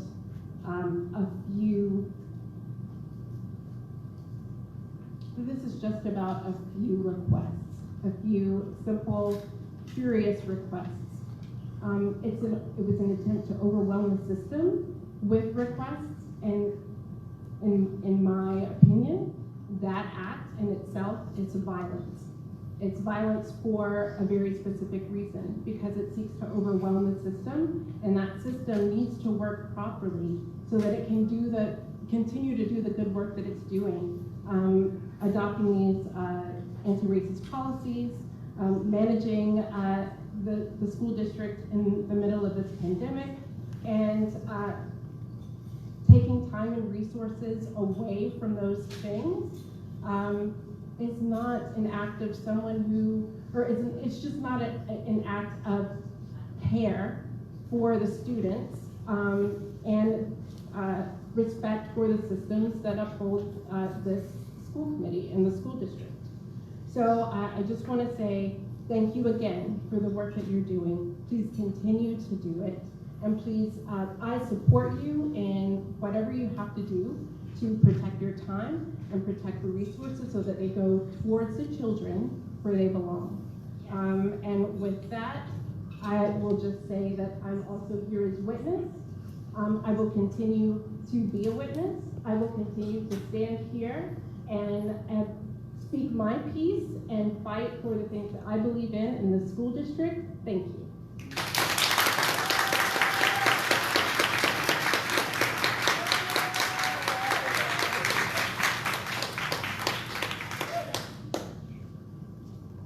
Dear beloved community, could you just take your name and your address or where you live, please? My name is Callie. I live here in South Kingstown. I am a mother of 6, and I have appreciated the positive experience I've had as a mother advocating for my children. I am also a community advocate for housing and survivors of domestic abuse, whether they are adults or children. I'm an education advocate. I work with children with behavioral struggles, and I also work with the elderly in home care. While in the 4th grade class, while I'm working one-on-one with a student, I came across this book in the classroom's library, We Shall Overcome. I'm going to read the first page. I might even read the second page, and then I will read the last page. Are we all familiar with the song, We Shall Overcome? Well, a few of us are. Back in slavery days, when enslaved people worked long days, with no pay, no say, no freedom, no fairness, no chance, no choice, the people sang. They suffered, yet they sang. To soothe the hurt, to fight the cruelty, to declare that, yes, they are human beings. I'll be all right. I'll be all right. I'll be all right someday. Oh, deep in my heart, I do believe I'll be all right someday. Do you get the point?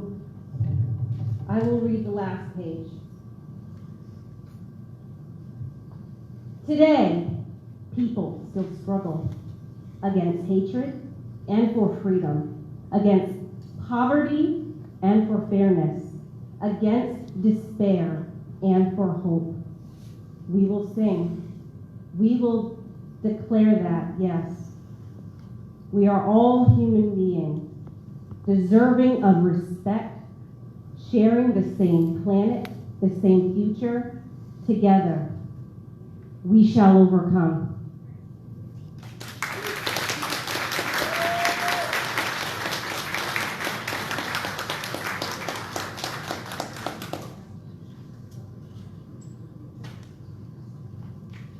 Good evening, my name is Kate Brewster. I'm a South Kingstown resident, and I'm also the director of the Johnny Cake Center for Hope, which is located in Peacedale.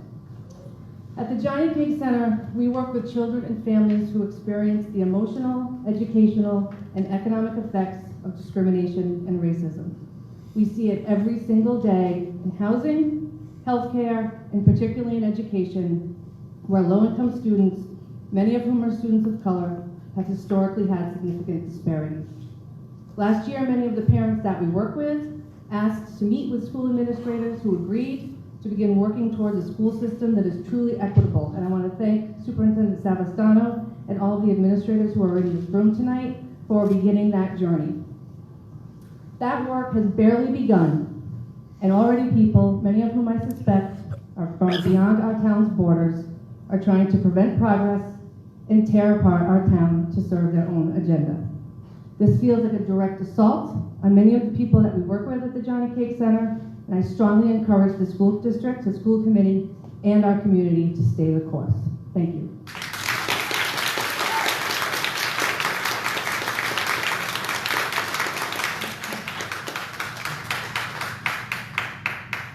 My name is Joshua Clavin, Wakefield resident. I just want to say that, it's awfully odd that people's first comments saying that this is political can claim that it's not political. I would also like to say that, can anyone here describe what is anti-racist? What is anti-racist behavior?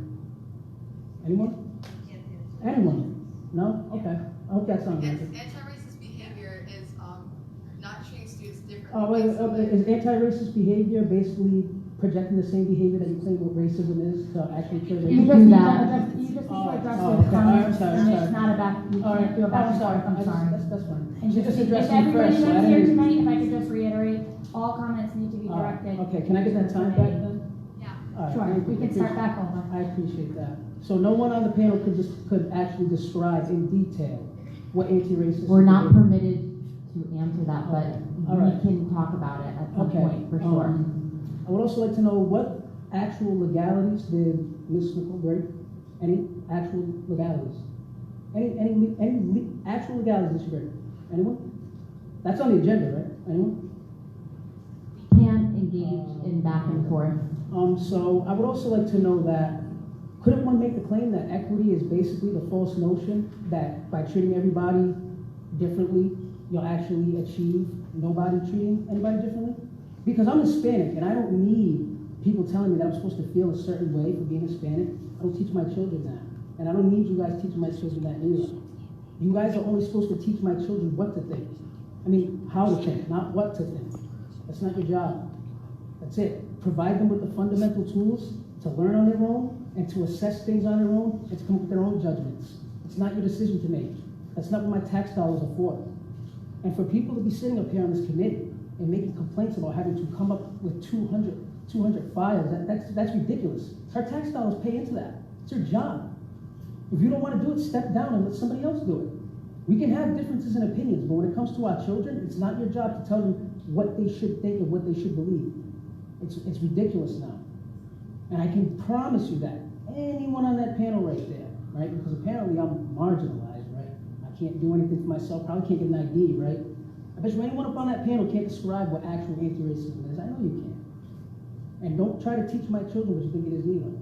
Because I got news for you, a lot of parents are catching on to this, and if you think that people of color are all on your side and think that way, that we need you to think for us, you're rudely and sadly mistaken. That's all I have to say.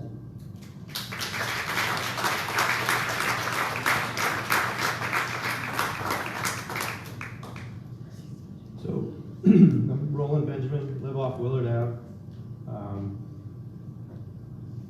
Here to talk about something else that's on the agenda, the mailer that's been infamous, that started a lot of this anxiety back in the facility bond. I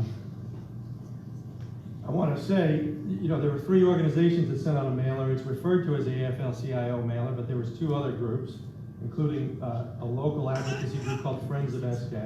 On their last campaign filing, we saw that the print shop that they used for some of these problems was the same as the one that's in question under investigation. Another expenditure went also from that filing went to repay a loan from the chair's campaign treasurer. The same print company is also listed on the campaign filing of the local party town committee in South Kingstown that supported a lot of your campaigns and several other office holders in town over the years. Officers from the Democrat committee, officers from this advocacy committee overlap. Really, it's impossible to grasp that with all these overlapping circles, that no one knows how student information was shared and used for political advantage. We know there's an investigation on legality, but we're talking about what's right and wrong. It's been 6 weeks since the most recent breach was discovered, and we don't know if there's been others. All we know is one print ran with student names on it. Tonight's agenda item about joining the town solicitor looks a lot like a wish to tap into the investigation rather than a genuine concern to discover what happened. You are part of the investigation. You are the investigated. But that being said, there's the other steps that have been taken that are more concerning. Knee-jerk reactions that you've taken in trying to shut down other voices, any kind of voices, including shouting down. We saw some of that in both directions here tonight, but it's not the first time this happened in South Kingstown. I remember the chair jumping up from a meeting from the audience when she was on this side of the table and I was on that side of the table, yelling at someone speaking at a microphone that she disagreed with. These behaviors are not new.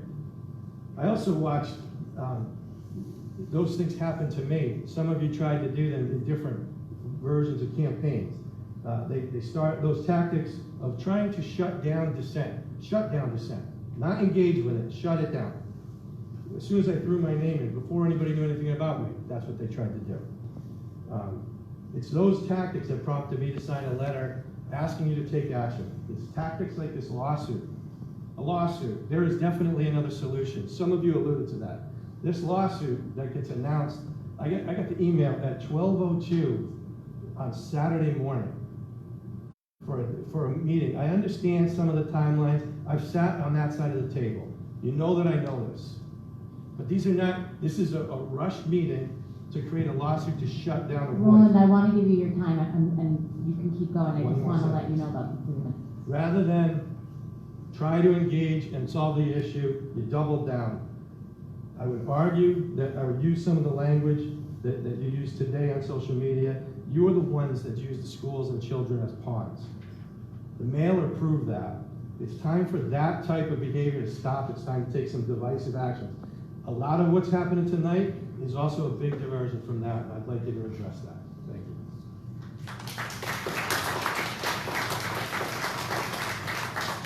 Hello, my name is Melanie Dyer. I've lived in South Kingstown for several years.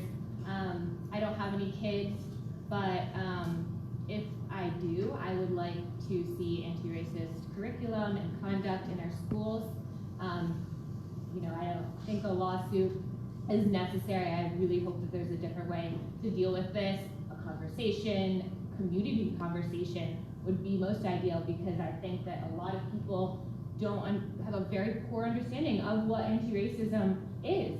And I think that, when you talk about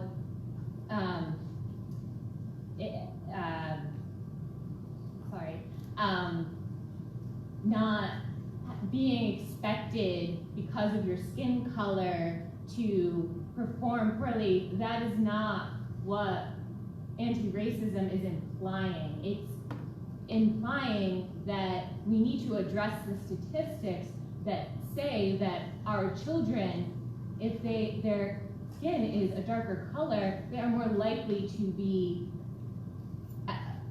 expelled or, punished, removed from the classroom, or to be incarcerated. So those are the statistics that we're trying to address through the classroom, and that is a community conversation. That is something that the community needs to figure out, because there are very specific issues that are happening in our community. And if not everyone's on board, we're not going to be able to do it, because as you can see here. So I just really encourage, to have more conversation and learning opportunities, not only for our children, but for our families, and more collaboration.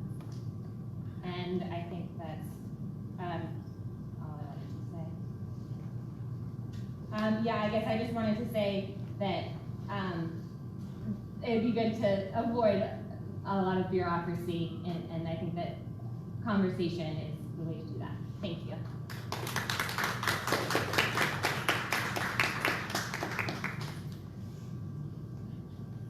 Hi, my name is Jennifer. I'm actually a resident of Warwick, Rhode Island, but I'm a mom with 3 children. And I'm really discouraged by the way that you handled this, even just tonight.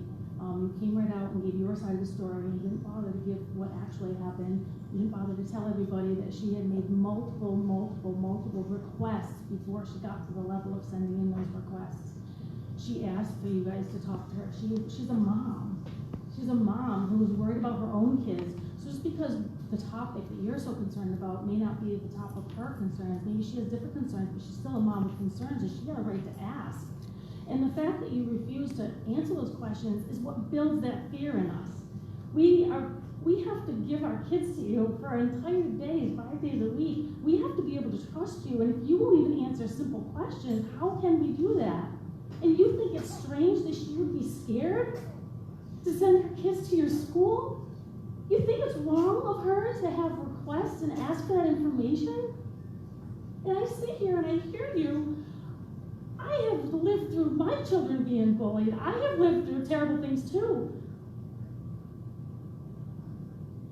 I think it's really sad. And what you've done tonight, the way you treated everybody here, just automatically assuming that we're all racist because we feel one way, what is that teaching the kids? You sit there talking about how you want to teach the kids the right way to be and the right way to act in this world, and you're acting terribly. You are acting exactly what you don't want these kids to learn. The way you treated this group of people here, calling us all racist just because what? Because we want information? You literally sat there. Go ahead and listen back. Don't shake your head at me. You listened back to it. You called us all racist. You called our group, which I don't even know who that group is. Who's the group? You didn't even name it, but we're a racist group apparently. How dare you? You know nothing about me. You know nothing about her personal life. You don't know what any of us have been through. You have no right, and you are making such a terrible example for these children. I really wish you could sit back and hear the way that you talk and what you say is just as bad. I am so ashamed.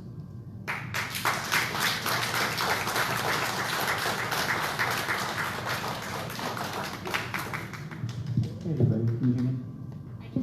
I just wanted to clarify, sorry Phil, it's a group called Parents Defending Education. We weren't referring to these parents. We were talking about a specific group. I just wanted to clarify that.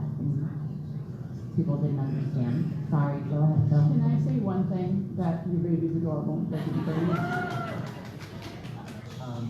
Hey guys, I'm Phil Eden. I live in Wakefield. I don't have any kids in the school district yet,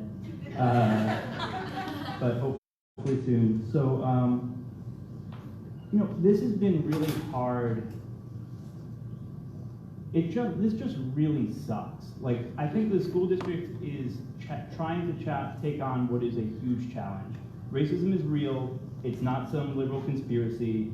The American Association of Pediatrics, like these are pediatricians who take care of kids, say that racism is severely negatively impacting the health of Black and brown children in this country. This is a real problem that the school committee is trying to take on. I get that it's hard. I get that it's uncomfortable. I get that there are a lot of emotions that this brings up, but like, we're a small town. Like, I see you guys at Stop and Shop. Like, this is not Rachel Maddow. This is not Fox and Friends. We need to be talking with respect to each other and not name calling and not calling each other radicals and cultists and all this crazy stuff. We need to be talking with respect and trying to make progress for the students and for the kids in this community. I will say I've been an activist for a really long time. I was an activist starting at South Kingstown High School. If anyone remembers Mr. Sheehan, my first campaign was trying to get him to put recycle bins in the classrooms. So I've been doing this for a long time, and this, like, sending 200 information requests, that's an activist tactic. We do that kind of stuff. And it's a stalling tactic. You're trying to gum up the works. If this was just about information, there's a way to handle that with conversation. I will say I'm really uncomfortable with the idea of trying to silence through lawsuits. I think we got to try to figure something out. I'm new to this conversation. I haven't been following all the back and forth, but this is a tactic that activists use on the left and on the right. Let's call it what it is. It's not about asking innocent questions. It's a tactic, but let's see if we can figure it out as neighbor to neighbor. So I know I'm supposed to be directing my comments to the school committee, but I'm really asking all of us.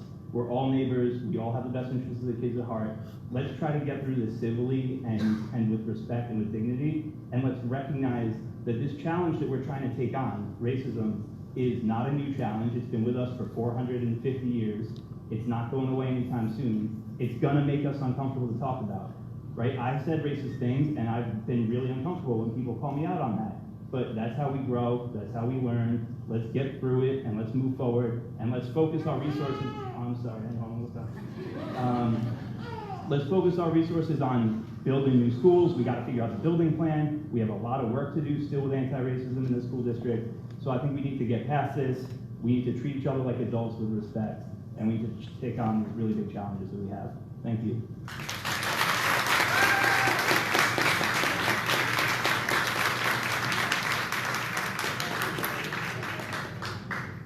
Mic check, mic check. My name is Harold Smith. Oh, there goes the tape. And I'm from Kingston.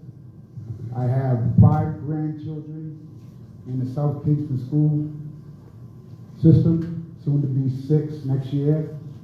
I would like to commend the school committee on taking on the task of change. Because whenever change comes, people get scared, you know? And people that are making the change are looked at as being wrong. Martin Luther King was looked at as being wrong when he first tried to make change in America. Now he's looked at as a hero. So hold on, those medals are coming. As far as racism, I grew up most of my life in South Kingston, and it is a very racist town. Has got better, but it's still racist. You might not notice if you're not my color. Okay?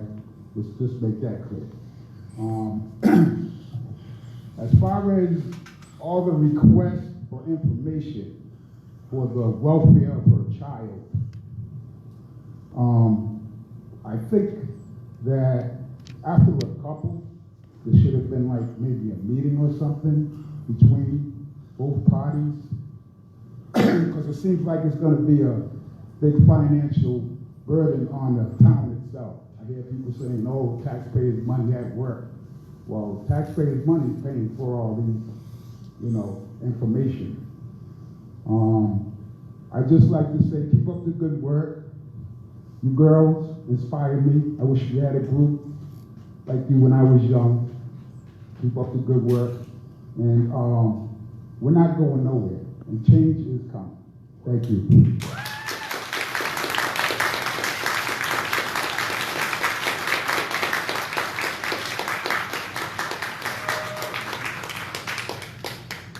Hi, my name is Lacey McGreevy. I'm from South Kingstown.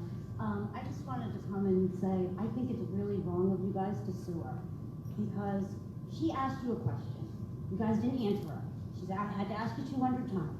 But why you shouldn't sue her is, I'm a single mother. I wouldn't be able to fight a lawsuit against you guys. Think about low-income people. They wouldn't be able to fight a lawsuit against you guys. What this is going to do is make people too afraid to ask you questions. I really don't think you should sue her. That's it.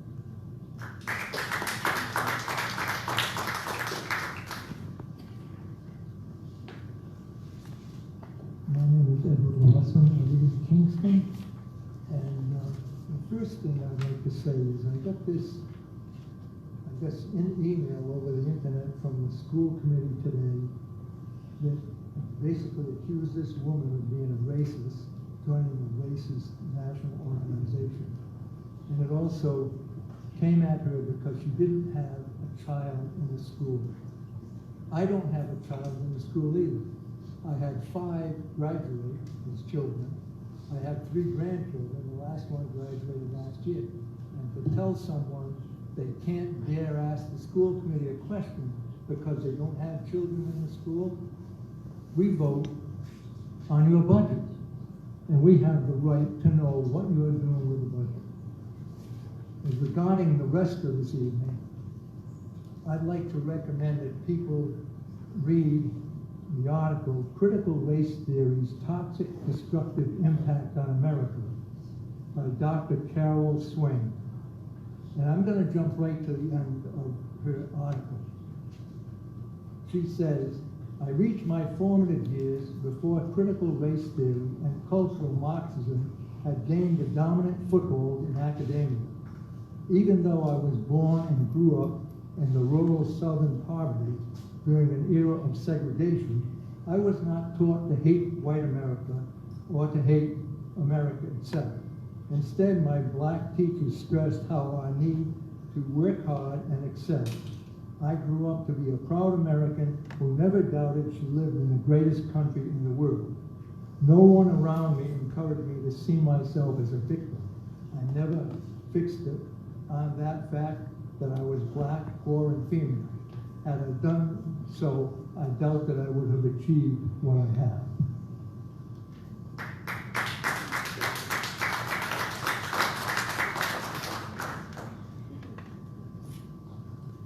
Good evening. My name is Sarah Schofield. I have a daughter in South Kingstown High School. I am a graduate from South Kingstown High School. My mother went to South Kingstown High School. Sounds like a lot, doesn't it? Well, in this room, we have natives to this town who were here hundreds of years before all of us. And I am absolutely stunned. I apologize to them on behalf of apparently some portion of our community that seems to think it is okay to obsessively berate our school committee for wanting to make a change. So, I'm gonna save you all some time. Here's what we've got. You wanna know what the curriculum in South Kingstown is working on? All the kids in the class are going to be there. They're going to be different, and we like it that way. We want to learn about difference. We want our children to learn about difference. We are not going to whitewash our curriculum anymore. And I appreciate all of you for hearing people out today. I'll bet you this was scary. And I am quite sure by looking at the affect of the people in this room that you did receive some threatening emails. Shame on anybody who has encouraged and emboldened this type of behavior in our town. So I guess all I can say to save everybody some time is South Kingstown is going to fight racism. And if we're going to do it by educating children on the actual history, I say so be it. Thank you.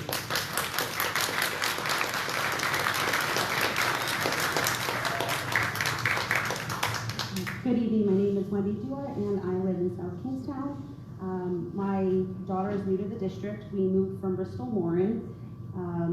And I originally was here to ask questions about the mailer, but since I understand that's not going to be done, I'm going to, and I want it to be done in a different way, so I'm actually going to be filing a police report because I feel like I've been robbed. And so I'm going to deal with it that way, and I encourage other parents to do the same if they feel that strong about it, and as I do. And secondly, I'm here to support Nicole because from one mom to another, my 13-year-old was a kindergartner once, and instead of handling things that way, I actually just became a substitute teacher instead, and then I was officially like stage 5 kindergarten mom. But I thought it was important to share my story, even though I am white on the outside. I am a first-generation Azorian American. I grew up in Barrington, very high-performing school district. And I want to share a story with you about just being mindful about everybody's journey. I started kindergarten. I didn't know a lick of English, very broken. When I got into almost first grade, the school district told my parents, if your children don't know English, they can't come here. So my parents were like, oh man, we have like 2 months to teach these kids English. Instead of being, combined, I was taught that being Portuguese was bad. So I remember being, short, so I would see my mom, I would talk to her in Portuguese, she would turn her back, and she would only turn around and acknowledge me if I spoke in English. So as a child, as a first grader, I'm like, oh, Portuguese is bad. We don't want to be that. So I had to assimilate, and I made peace with it. But my daughter's half black and she's half white. So now I'm seeing my 10-year-old self again, because now, is she only half of her going to be accepted? I have a problem with that, and now I'm here to defend myself as a child, but also my own child. So I wasn't going to speak tonight. I promised I wouldn't, but I think it's important that you understand there are a lot of other things on the table, and I'd be happy to share more of that story with you. Thank you.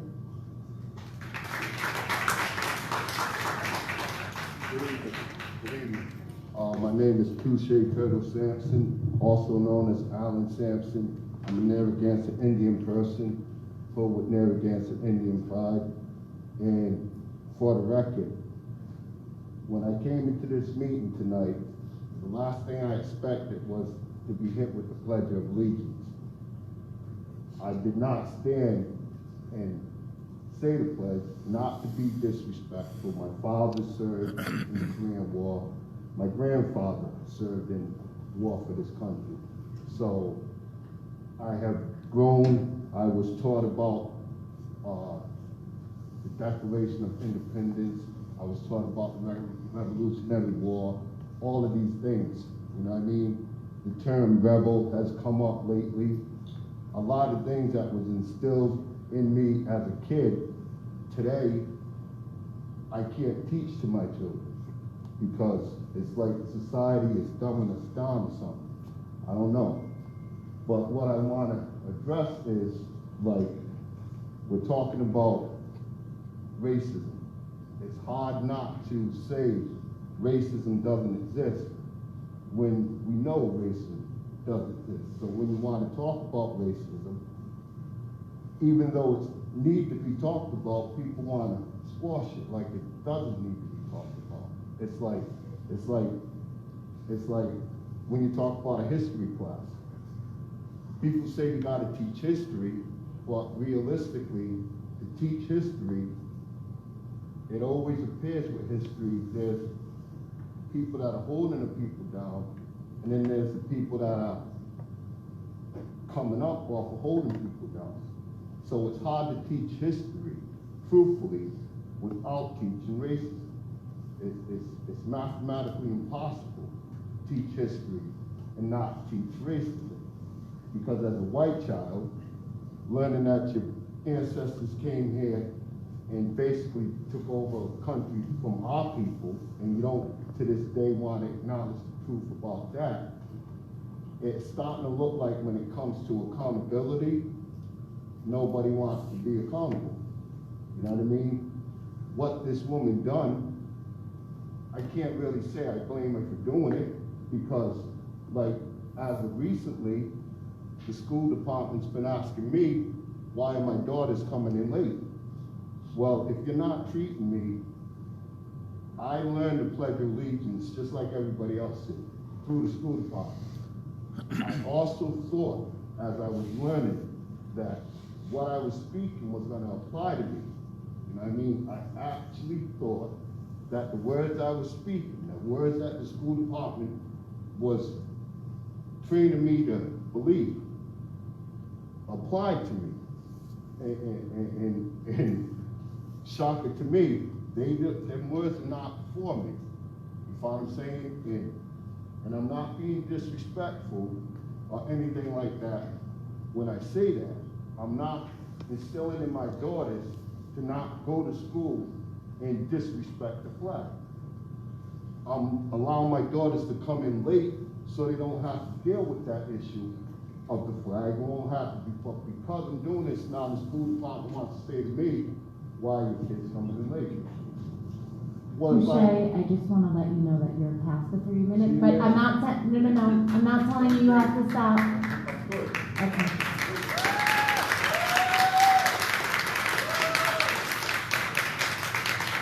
Hi, my name is Anthony Clancy. I have 3 kids, well, 2 kids in the district and 1 about to start. We've heard a lot of talk about racism. I'm not going to talk about racism because it's not an agenda item. What I do want to say is I don't think we should be suing someone right now. I think there's got to be a better solution. You know, I think there's been a lot of lip service kind of given to community engagement, but I think it's been mostly lip service, honestly. We had this bond recently. I know that's not on the agenda either, but we were told it was a community engaged process, but it clearly wasn't. Because if it was a truly community engaged process, the plan wouldn't have been voted down almost 3-1. That doesn't happen when the community that is actually voting on the plan is involved in making the plan. They don't vote that strongly against the plan. And so I think that's an object lesson for how we are authentically engaging with community members. And sure, all these requests may be a tactic. I'm not naive. I'm not saying it's not a tactic, but why was the tactic necessary? And sure, we can cast aspersions and say maybe the intention was this evil thing, and maybe it was. I can't read anybody's soul. But to just jump to that conclusion and to not look at ourselves and say maybe we have a process problem where people don't feel like they're authentically being engaged with in a meaningful way, where they feel like they're being placated and spoken down to and lectured, instead of actually engaged with in a meaningful way that solicits actual learning about what the community wants, and not just give them a chance to talk and then say, no, this is what you want, and you better like it, because if you don't, your kids are going to have crappy schools. That's not kosher. And if that's the pattern, then we want to look at that. All right? And again, I'm not saying anything about any of this other stuff, because I don't know. But I know that I personally, as an educational professional myself, as someone who's built schools all around the country, right? I felt like I had no authentic voice in this last process whatsoever. So that's all I have to say. Thank you very much.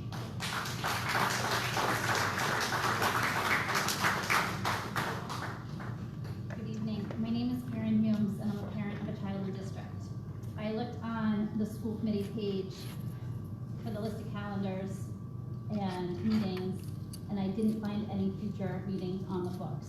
So that being said, I found it very disappointing because it means that we are not celebrating a woman that should have been commended and celebrated for her work. I'd like to take a minute to give an amazing, strong, dedicated woman words of congratulations that she so deserves. Our teachers have been asked to do everything and anything this year. They are the ones in the trenches. They are the ones doing the work that everyone implements.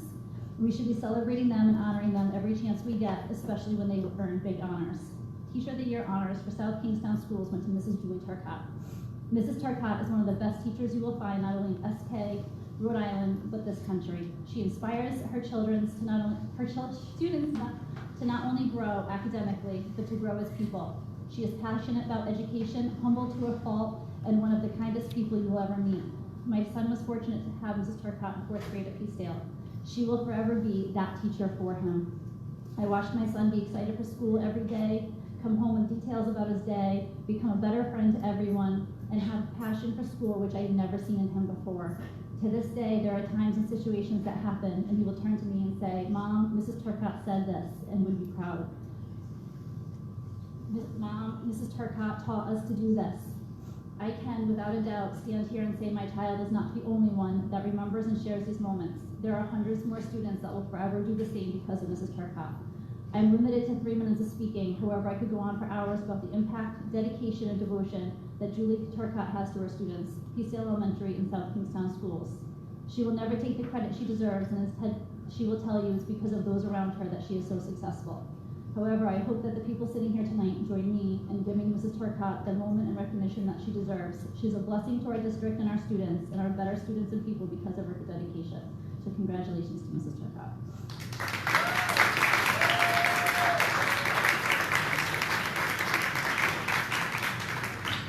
Hi, my name is Jessica. I actually live in Massachusetts. I drove an hour and 20 minutes to come here tonight because I care very deeply about a parent's right and ability to request information about their children in the school district where they go. I'm guilty of putting in probably 250 Freedom of Information Act requests in my school district over the past 3 years. I've attended every school committee meeting since 2018, and using the information that I received in those requests, I've been able to advocate for policy changes, improving school lunches, asking for longer recess. There's a litany of ways that we can use the information. I was concerned when I heard about this because I'm not sure what her intention is when she gets the information that she's asking, but I'm not sure that that precludes you from giving her the information. I think it's the right of the taxpayer to inquire about anything involving how their tax dollars are spent, and then it's her choice to do what she wants with that information. She should choose to take her children and unenroll them.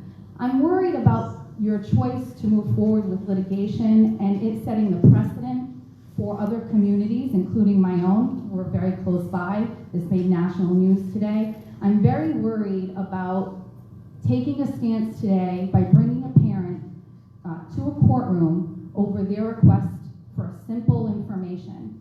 I was curious to say how you would respond if 201 individuals put in a request all at the same time. How would you manage that? Would you be able to take each individual person to litigation? I'm also concerned that for $15 an hour, you could pay a clerk to do this work, and I think your attorney's probably costing you far more than that per hour. So I'm here to advocate for parents everywhere.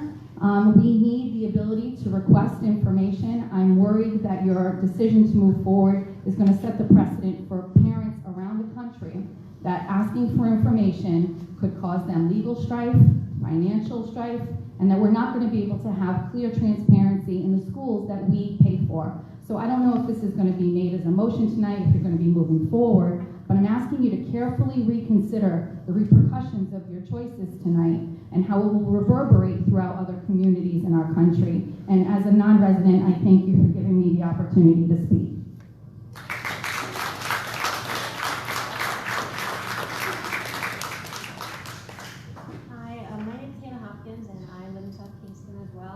I'm going to be putting children in the school district for the first time this year. So I had a great registration call with Carrie. She was wonderful. I am not a good public speaker. I'm way better on communication with computers, which thanks to COVID, that is how we are doing things, and hopefully we don't have to do it that way. I did not hear about anything about this until this afternoon. And I literally live like right up the street. So I said, you know what? I'm putting kids in the school system. I should see how something goes. And it is surprising. I've been in Wakefield. We moved back and forth twice, but I've been in here for a total of about 8 years. And so it is a really tight-knit community. Wakefield has been the most favorite place of mine to live in. And I know we have a better school system than most. So I was excited to go from a homeschool mom. I'm a new single mom of 4. I was really excited to put them into South Kingstown. I am learning to advocate better. And I think that any fear in any situation is always a driving point, whatever side. Like, I'm not going into racism or any of the moral issues. I don't want to be scared of a system so that I don't advocate well for my child. My children know that as a parent, I am responsible for their moral well-being. I'm not expecting you to train up my child's soul. That is my responsibility. I don't want to be bullied into not speaking for them. I don't want to speak on either side. Because again, I'm not even in the school system, I'm going into it. And I don't have anything bad to say about you because I don't know anything about you. So far my process has been very easy. I do want to know what my kids are learning. Yeah, they're not gonna, 8-year-olds don't advocate well for themselves.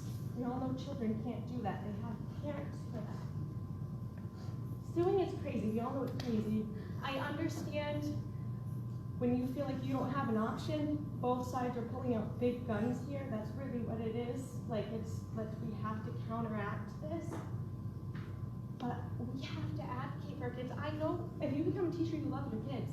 Like, you don't become a teacher because it's really easy, obviously. I'm a homeschool teacher of the 4. It's not easy for me, but I don't want to be scared of a bigger public system that if I told them the tax dollars, but we do. Like, we all know how it works. You pay tax dollars, we all pay tax dollars. I want to be proud that my kid lives in Wakefield. I'm able to ask a question and I get an answer. The process might be longer. I might have to wait 10 days. I can do that. But especially with COVID dying down, I want to see the school. Like, they're going to Kingstown Elementary. Again, I'm a single mom. I've never had to put them into school. They're scared out of their mind. My first daughter is going to need an IEP. I'm taking her to South County Family Consultant so that I can not have to put her in a classroom for 3 months before she's advocated for that she's behind. She's not going to speak up for herself. So I want to be able to take advantage of all the resources and just have good communication. So this is more of a learning process for me. I'm sure I'm over 3 minutes. I'm wrapping up. I'm sorry. I appreciate realizing how different people are. That's really interesting to see that we might all have the same goal and we all come at it differently. She should not be sued. Let's have conversations. If you really say you're interested in our kids, let us ask her questions and don't worry about the reasoning behind it. Just, I guess, yeah, I don't like picking sides. I want to advocate for my child. I want to know how to do it well with no hard feelings. I don't want to be scared going forward to advocate for her IEP or advocate. So thank you.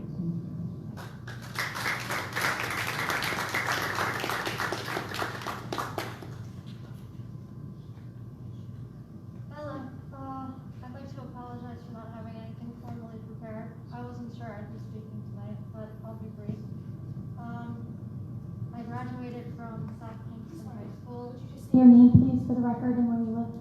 My name is Sam, and I live right in town. I graduated from high school just last year, and I just wanted to give a perspective. I've known quite a few kids, students, who use the N-word on a fairly regular basis. I've been in discussions, one discussion with a teacher where they use some really old scientific racism arguments from the 40s. I've seen maybe a few dozen different anti-trans arguments, and I just wanted to say that if you don't see it happening, maybe you're just not looking, and maybe it could benefit your kids. So, thank you.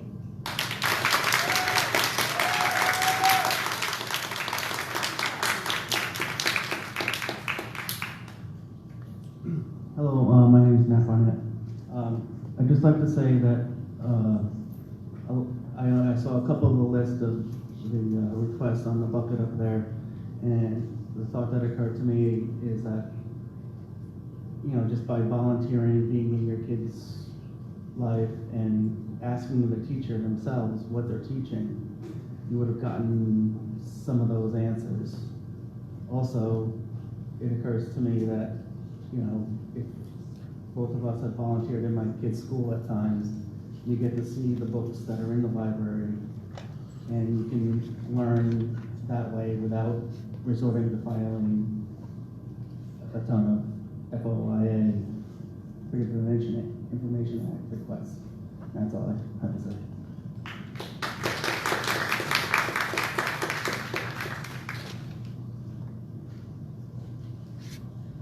Good evening, school committee. Thank you for doing the work. I am Sandra Ketro. I am a professor emerita at the University of Rhode Island.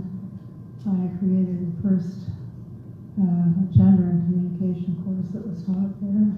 And I just want to say that basically I just want to wait until everybody, almost everybody, before I have anything to say.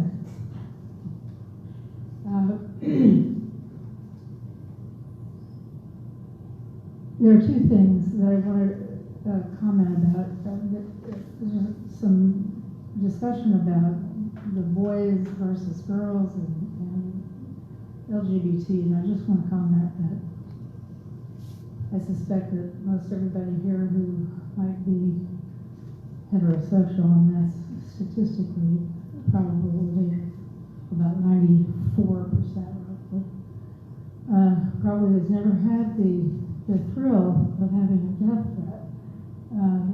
And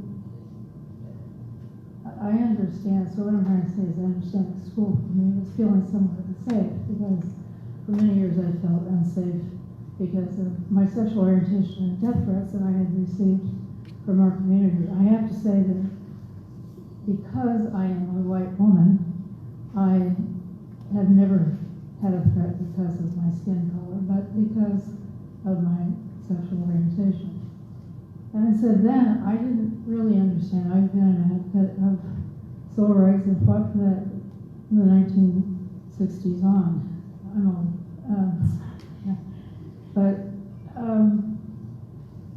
I didn't really understand that firsthand until my partner and I took on a foster child who was, well, the word we were using at that time was multiracial.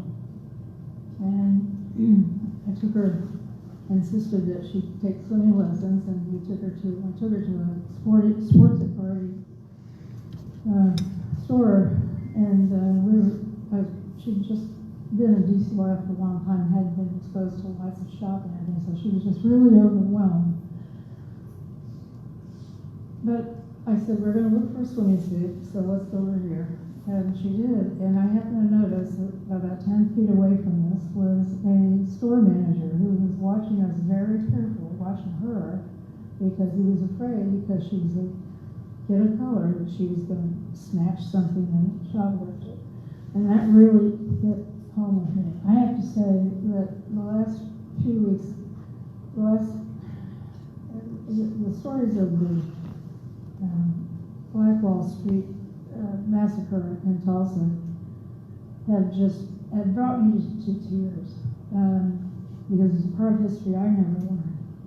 So what I want to say to you is I think it's very important for us to include respect issues about gender and inclusiveness, and to respect issues about trying to teach us more about history, because I tried to help our child learn about her background as an Narragansett Indian, as part of Narragansett Indian, and she was so thrilled. We got her to go to a powwow, and she got to dance, and when we walked in, she said, "They look like me." So please keep up your work. I know it's scary, and I know it's hard, and you've heard that from other people, but thank you for your work.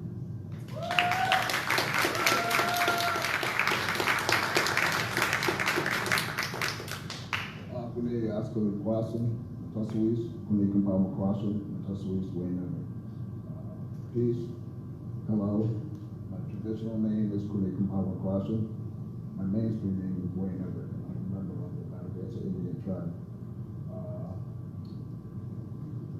I would just like to say that I commend everybody up here for doing the work that you're doing. It is hard work, and you are going to run up against adversity at times. For 400 years, we have been facing and dealing with genocide, racism, 400 years here in mainstream America. So it exists. In 1800s, we were detribalized, illegally detribalized. In the 1800s, illegally detribalized. So to act as if it doesn't exist, that's an example right there. And the way to heal things, I'm not just speaking on point and changes, but the way to heal things is through education and curriculum. First Contact Nations, where I'm a member.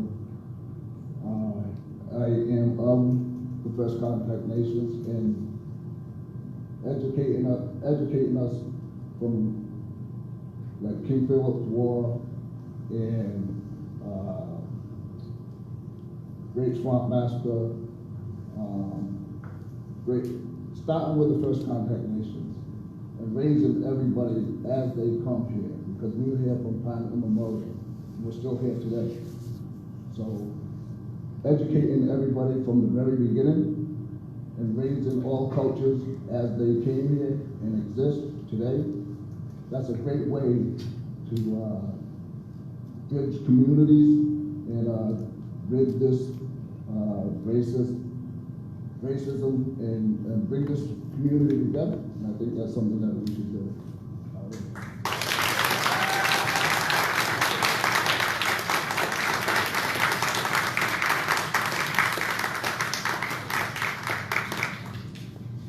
Good evening. My name is George.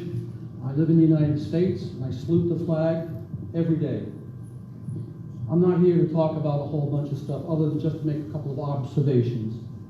One is, I came here tonight to what the agenda was, and that was to discuss the young lady's issue that you had with her. Quickly changed into another whole agenda. And that's an open meeting law violation, and it would be up to your counsel to guide you in the future. But standing here tonight, this gray hair has a lot of experience. I sat in your roles 20 years ago. And what my observation tonight was, when that statement was read to Mrs. Solas, it was offensive. I don't know if it was all of you that agreed upon it. I don't know if you voted for it with what she made as a statement representing the school committee. But that statement read becomes all of your issue. My only comment is you have to communicate. You attacked her. You didn't talk with her. She tried to talk. but it wasn't discussed.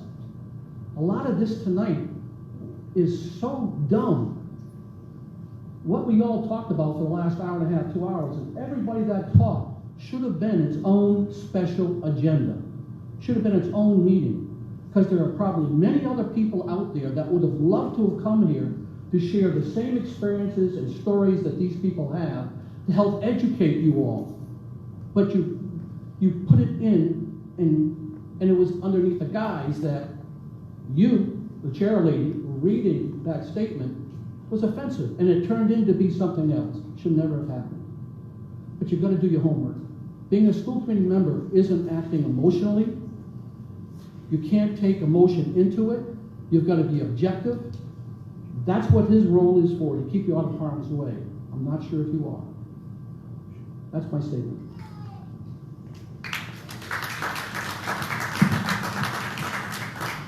Are there any other community members that wish to speak tonight?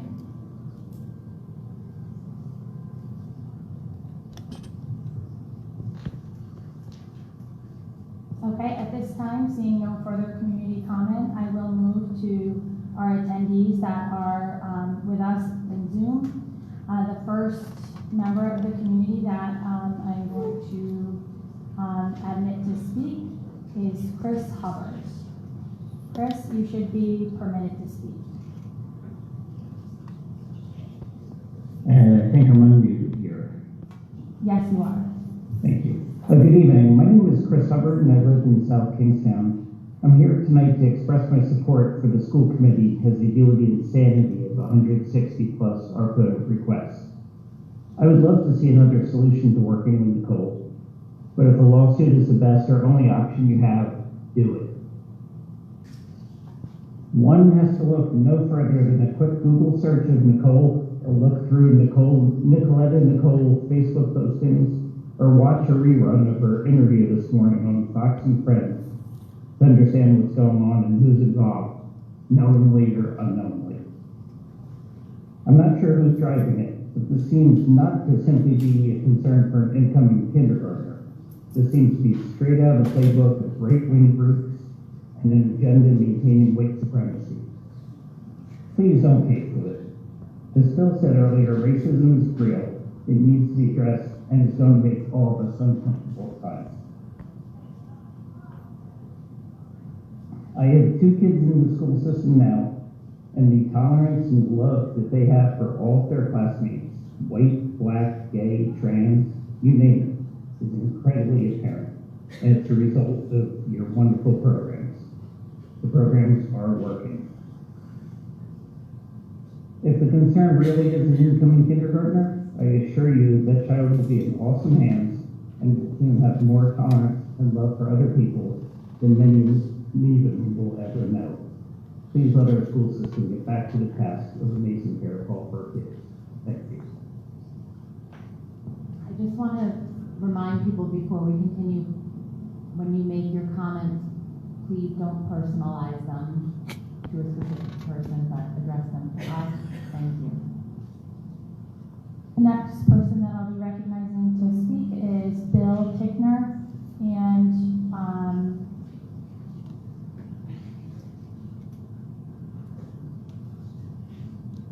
can you hear me? you should be permitted to speak. Yes. We can also see you, just so you know. Oh, that's okay. Thank you for letting me speak. I'll just speak very quickly. I'm a gay man who went to FKHF, completely closeted from 94 to 98 because I was terrified to go on my true self. And I'm certainly left of center, and I definitely agree with critical race theory and gender theory, but that's not really what I want to talk about.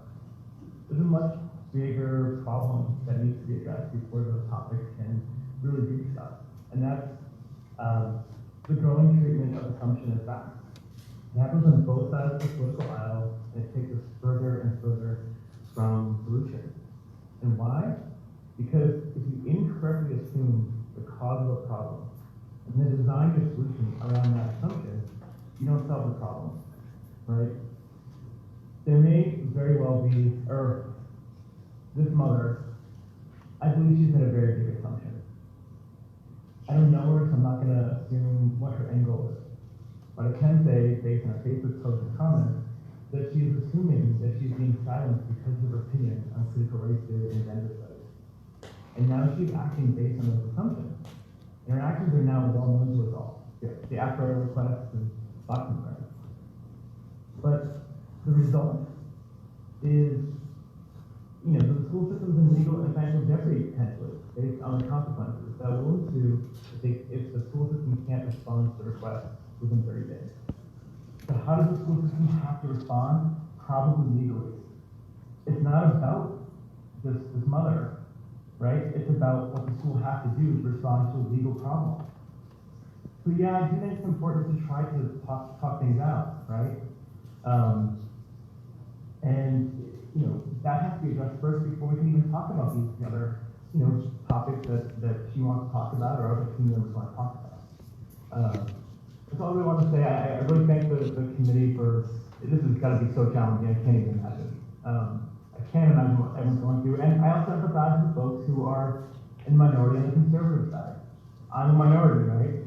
Conservatives are minorities too, in much of the town. And I think, try to empathize with each other and find ways to come together. And everyone, please, think about what assumptions you're making versus what's fact. You may think you know why someone's doing something, but if you don't really know, don't act on it, right? And that's what this mother has done. I understand why. She's probably really frustrated, right? I get that.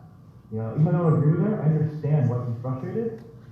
But if we just stop making those assumptions and assume we're all well-intentioned and start from there. That's all I really wanted to say. I hope things can de-escalate. I love respect for everybody involved. Thanks for hearing me out.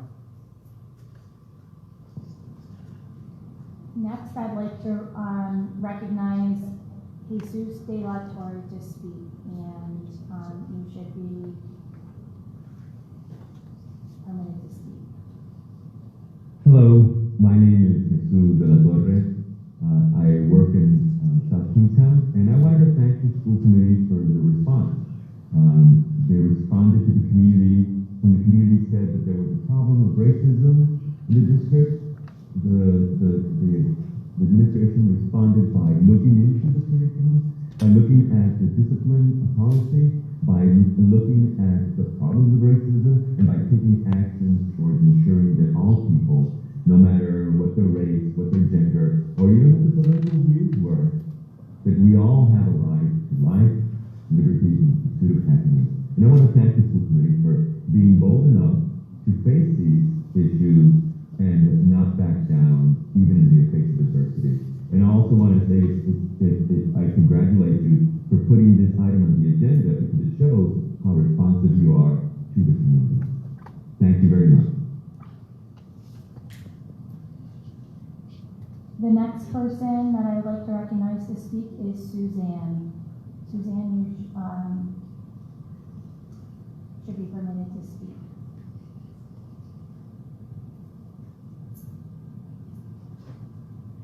You'll just need to unmute yourself.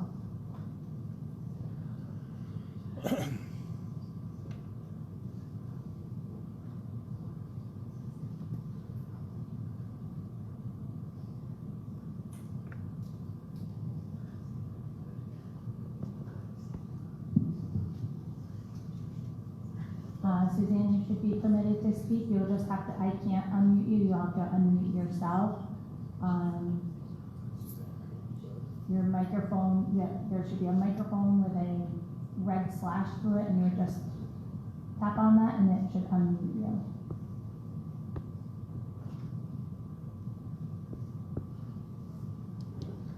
Okay, I'm gonna move on to the next person, and hopefully Suzanne, you can figure out how to unmute yourself. The next person I'm gonna recognize to speak is Brunilda Velez. Brunilda, you should be permitted to speak. Can you hear me? Yes. Right, thank you. So I want to thank the school committee and the superintendent for the leadership and for the opportunity to hear us out, and also for taking your time working on this hard work. I want to voice that I do agree that every parent should have the right to ask questions and receive responses. and our community members with their transparency. I hope there's another way to address our concerns without engaging on legal process, only because I'm afraid that it will further divide our community and send the message that to families that if we ask too many questions, we might get sued. However, there is a difference between asking questions and utilizing the APRA process as a weapon to stop us from progress. So yes, ask questions so that you can decide if the school district is the right for your family, but there's a difference between that and impeding and distracting our process. I'm here to ask everyone in this district to stand strong in support of policies that promote anti-racism, anti-discrimination, anti-harassment policies. I think job applicants, including coaches, should feel that they have a fair shot at a job and opportunity with protections against discrimination and discriminatory practices. Our students deserve to have teachers and coaches that look like them. Students and families should not feel discriminated against, and there should be a clear path for those that do feel that way to file a complaint. The path should be understandable, transparent, and we as a district should hold those that have discriminatory practices accountable. To be honest, we should be proud to be in a district that is taking these issues, but as members of these communities, we should not fall victim to incomplete and incorrect information to impede this process. I'm a parent of 2 kids in South Kingstown. I want to know that my children have access to the same opportunities, but to be clear, I want the same for all children and members of this community. Everyone in South Kingstown School District should feel accepted regardless of their status, their background, their ethnicity, their gender identity, or gender expression. We should not let fear get in the way of process, and we should strive to be inclusive and accepting of each other and actively work to be anti-racist. Let us not judge each other, like others have said. Let us take this as an opportunity to see how far we can get together as a community. I'm here to ask everybody to support these efforts to establishing these anti-racism, discriminatory, and anti-harassment policies across all practices through the district. And I thank you for your effort and taking the time to do this and hearing us out every side. Thank you. The next person that I'd like to recognize to speak is Amber Joy. Amber, you should be permitted to speak. Yes, can you hear me okay? Yes. Wonderful, thank you. So I think I've just got 3 minutes here. I'll start my timer as well to be mindful. Thank you for letting me speak tonight. My name is Amber Joy, and I live here, and I'm white. So I'm just tuning into this issue, but it seems complex. To me, it seems very reasonable to inquire about a public school's curriculum, especially one which is not yet publicly posted, and using an APRA mechanism sounds like the official avenue. I don't know why 201 APRAs were submitted. That doesn't sound quite right. I feel like the information could have been requested in 1 or certainly fewer than 10 APRAs. It also seems that the more APRAs are submitted, the longer it will take to respond. So the shortest path to comprehensive information would seem to be submitting fewer APRAs, not more. And the shortest path to getting a curriculum posted on the school's website would also be fewer APRAs, not more. And I realize that takes time, so maybe this summer could be an ideal time to get the curricula uploaded. And finally, the shortest path to a meeting to discuss the issue would also be fewer APRAs to free up the schedules of key personnel. So I don't know why a meeting hasn't yet occurred, but formal mediation might be a path forward if meetings are not feasible. So I think there's a huge difference between race and racism. Talking about race is incredibly important until it's no longer uncomfortable, offensive, or threatening. Race should be celebrated, not taboo. Talking about racism is also incredibly important, even though it will always be unsettling, upsetting, and heartbreaking. It doesn't mean we can just ignore it. Ignoring racism is deadly. I was not taught critical race theory in school. I only learned this past year about Juneteenth. I didn't know that holiday existed and how important it is. I learned about the Tulsa Race Massacre. I didn't know that happened and how important it is. I didn't know about Tuskegee. I didn't know that happened and how important that was. And I'm pretty sure my knowledge of slavery is thoroughly whitewashed. I also learned about modern racism, which is a form of racism that is more subtle and indirect than explicit racism such as segregation or the KKK. So last year, I finally saw that my white ignorance was contributing to a system of racism that invisibly operates in every facet of white American society. And my colorblindness was supporting a system that kills Americans of color. In short, I have been a modern racist my entire life. White ignorance is not okay. It has never been okay. Please teach critical race theory to your students. And I know I've only got 25 seconds left. So to address another speaker's comments, I couldn't find online anywhere where equity is a code word for discrimination based on race, which is what another speaker said. Instead, I found the definition of equity as the quality of being fair and impartial. And as another speaker asked the definition of anti-racist behavior, it is actively identifying and opposing racism. Racism, I'm sure we all know, is prejudice, power, and privilege used for the unequal distribution of resources. Thank you very much for allowing me to speak tonight. I'm sorry I went over time. The next person to be recognized to speak is Eli Nixon. Hey there. My name is Eli Nixon. I grew up in South Kingstown, and I didn't graduate from South Kingstown High School, but I left there in 1993. And I just wanted to say thank you to the school committee and to Task and to the folks back in the 80s in the South County Coalition Against Racism, who some of whom may be in the room tonight. I know have been working on revealing racism in South Kingstown and working to uproot it for so long. And thank you for continuing. I am a trans queer person who was closeted through my experience in South Kingstown. My heart goes out to the youth there today. I hope it's a more open space to be. I don't feel like I have a real gauge on what's happening in town, but I want to support y'all, and I live in Pawtucket, and I'm a parent of a 12-year-old, and I feel bolstered when I learn about where I'm from and the real history of the land here, and about the Narragansett and the Wampanoag, and who we are in relationship to the place that we occupy.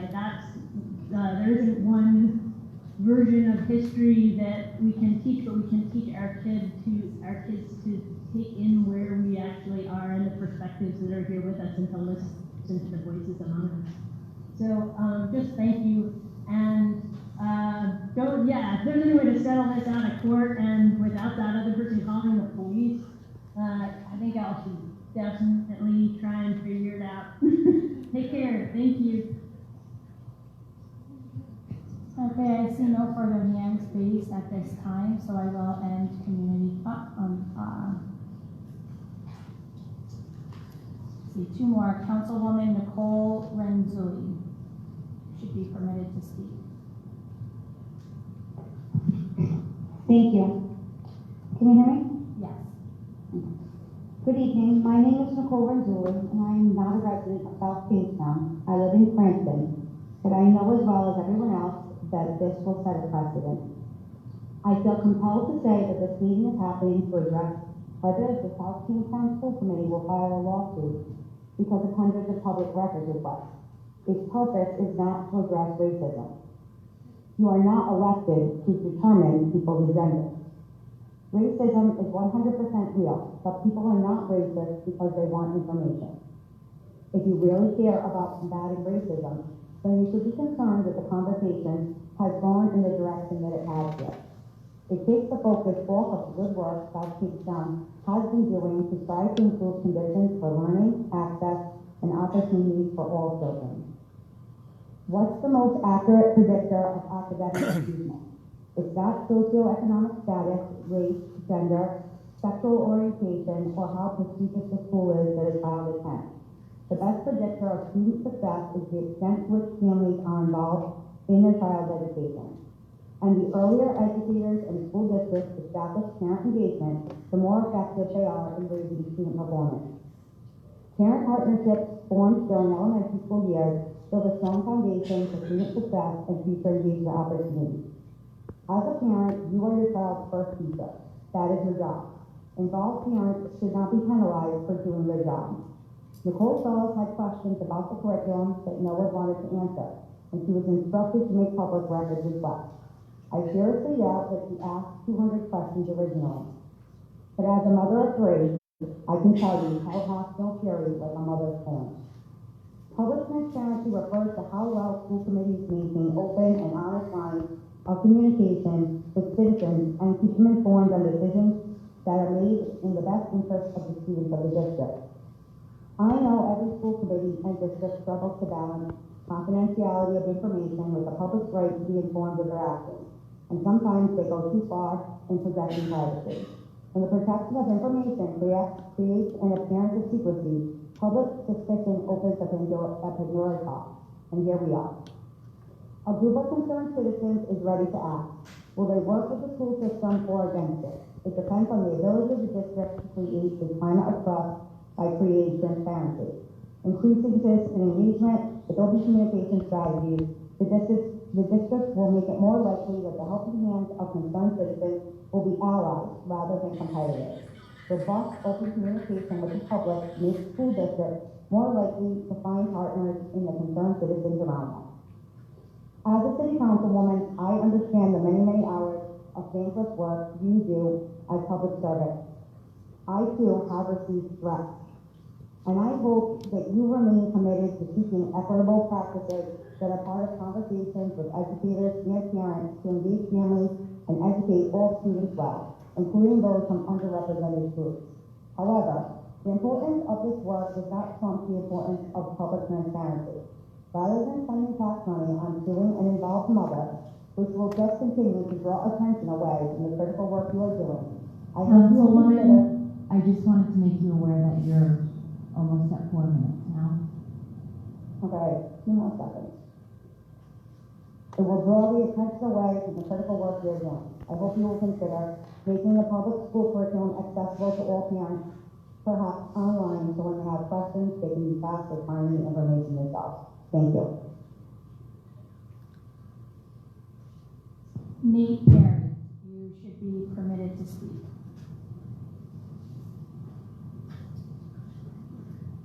Hello, good afternoon. Thank you for holding this session. My name is Nate Perry. I am coming to you from a private, personal capacity, not my professional capacity. I am a civil rights investigative manager. I have overseen a number of investigations myself, and I supervise investigatory teams in civil rights. I'm speaking to you today because I will eventually hear or not hear from many of the students who graduate and matriculate from your school system. They will have the choice to disclose or not to disclose to me or people in offices like mine. The single greatest barrier to these disclosures, to these reports that I have found in my career, my personal and professional capacity, is a fear of retaliation. The fear of someone is going to do something to me because I'm speaking or questioning or bringing forth a concern. This is the single greatest barrier that we get. We have this in anonymous reports, we have this in person, we have this buried out in statistics, and this comes in two forms. This comes in fear of retaliation from the perpetrator, but more frequently, it comes from a fear of retaliation from the system, the district, or the school. And from appearances, I'm seeing this play out. I have never seen, except with one exception, a circumstance in which a school board publicly states their intention to sue a particular member of the community. If you Google that very briefly, you will not be pleased, I think, with the association that comes up, and you will not be in good company with that history. I am deeply afraid that our K-12 system has been creating disincentives for reporting civil rights violations that persist into the higher education atmosphere. They afflict offices like mine. It's because of a lack of transparency, the word that has been the most frequently cited word in this committee hearing this evening. I have reviewed your website. I have reviewed all of your individual schools. I have searched individually for the phrase Title IX. It has not appeared. I have seen the phrase Title IX coordinator. It has not been matched with an identified name. It is identified in the Department of Education as apparently an individual who is no longer employed. It has been a requirement since May, effectuated since August of 2020, that you must post the name of the Title IX coordinator for your system with their contact information, with the ability to file a grievance on your website, plainly and visibly. That is the most clear statement of the 2020 Title IX regulations. It does not appear in your current website. So I have great concerns when you talk about the safety of your school and community and your commitment to civil rights and equity and the time commitment that has been effectuated on these local freedom of education act requests when you still have had for over a year knowledge that you're behind in compliance with sexual harassment, sex-based discrimination reporting, and this does create problems for offices like mine, offices that I feel like you're getting a bad sense of faith in the system. I conclude my remarks.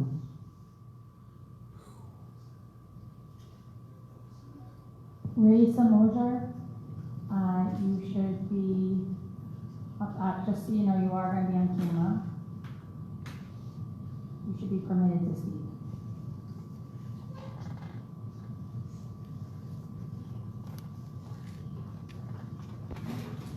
Okay. Do you have me, Emily? Yes. Okay, I just want to, this probably isn't directly related to the agenda item, but I just want to be sure that we don't talk about anti-racism in name only. And I feel like for the past probably 4+ years, maybe 5, I have watched significant racism in our district against our DLI teachers, and specifically against the teachers, the Spanish-speaking teachers in the DLI program. And I think that, I hope that this conversation can spark something in terms of that, because it's been a problem since the program was piloted. And I think that we talk a lot about racism in the district, but I don't know that we necessarily act on racism in the district. And so I felt like I needed to say that tonight. I listened for a long time, and I think that there's a lot going on here, and I think that sometimes this school committee and this district creates problems that they don't need to have, and questions that could have been answered very easily and not led to litigation against the parent. But I think that you guys really need to not only speak about anti-racism, you need to actually act on it. Thank you. Okay, now seeing that no further hands are raised, I will close community comment. Suzanne, are you able to unmute yourself?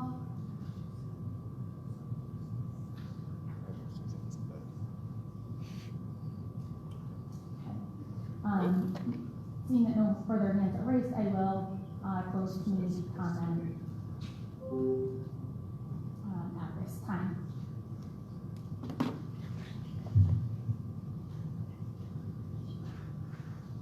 So we will open back up our discussion on the item. Sarah? I'd like to make a motion. I'd like to make a motion that we do not file a lawsuit against Ms. Solas over the APRA request. I'd like to second that. And is there discussion? Ellie, I'd like to just explain it stuff this one. So I don't know the answer here, because I hear what you've said, Linda, about the district's capacity here, and I do believe this is more about politics and national questions about culture and racial justice and anti-racism, and at the same time, but at the same time, I guess I feel like a lawsuit is not the answer. I think we can think about sort of the long-term pieces and really authentic community engagement around our goals and drafting them together as we have in the past around anti-racism.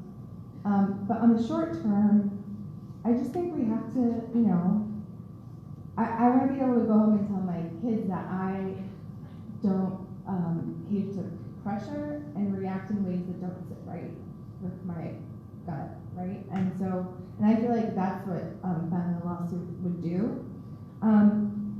So just like we've all let progress be chilled, and we're going to stand up every day, all day, with our BIPOC community and for our BIPOC students. I also think there's an unintentional consequence of chilling, real parent concern engagement, which I know that we love, right? I've seen it. People are able to ask questions and get answers. So I just want to say all that. I did just have one question though. I heard a thread of comments and community comments.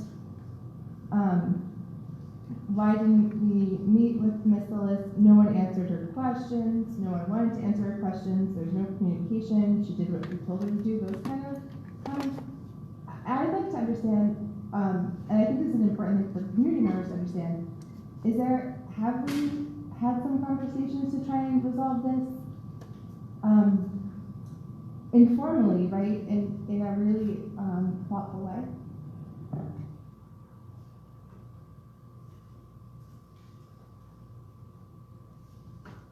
So, and it's been 5 weeks and a lot's happened.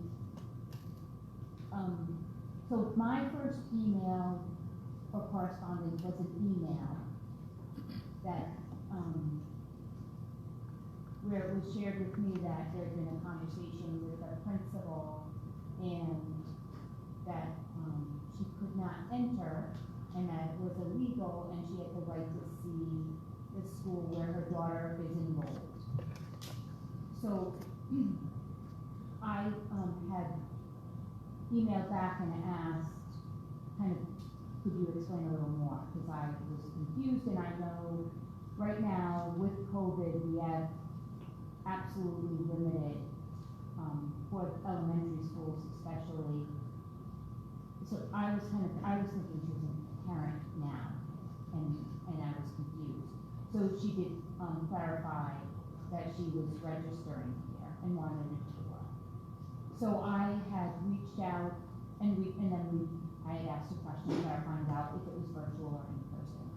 And I knew that the elementary principals were meeting and have been meeting for lots of different reasons to welcome kindergarten. We had a kindergarten evening for the LI combined together with traditional, so we could share both programs, the parents making a decision.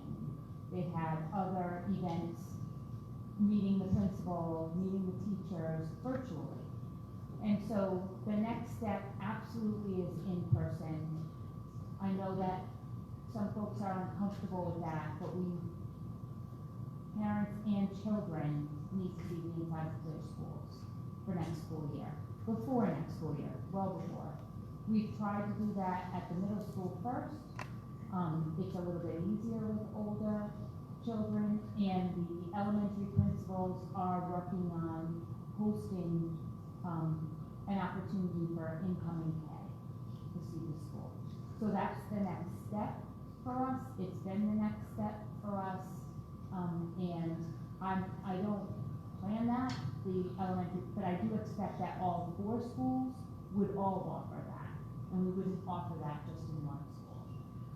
On the same day that we did have that correspondence, the principal forwarded me her concern with 13 questions that she had received.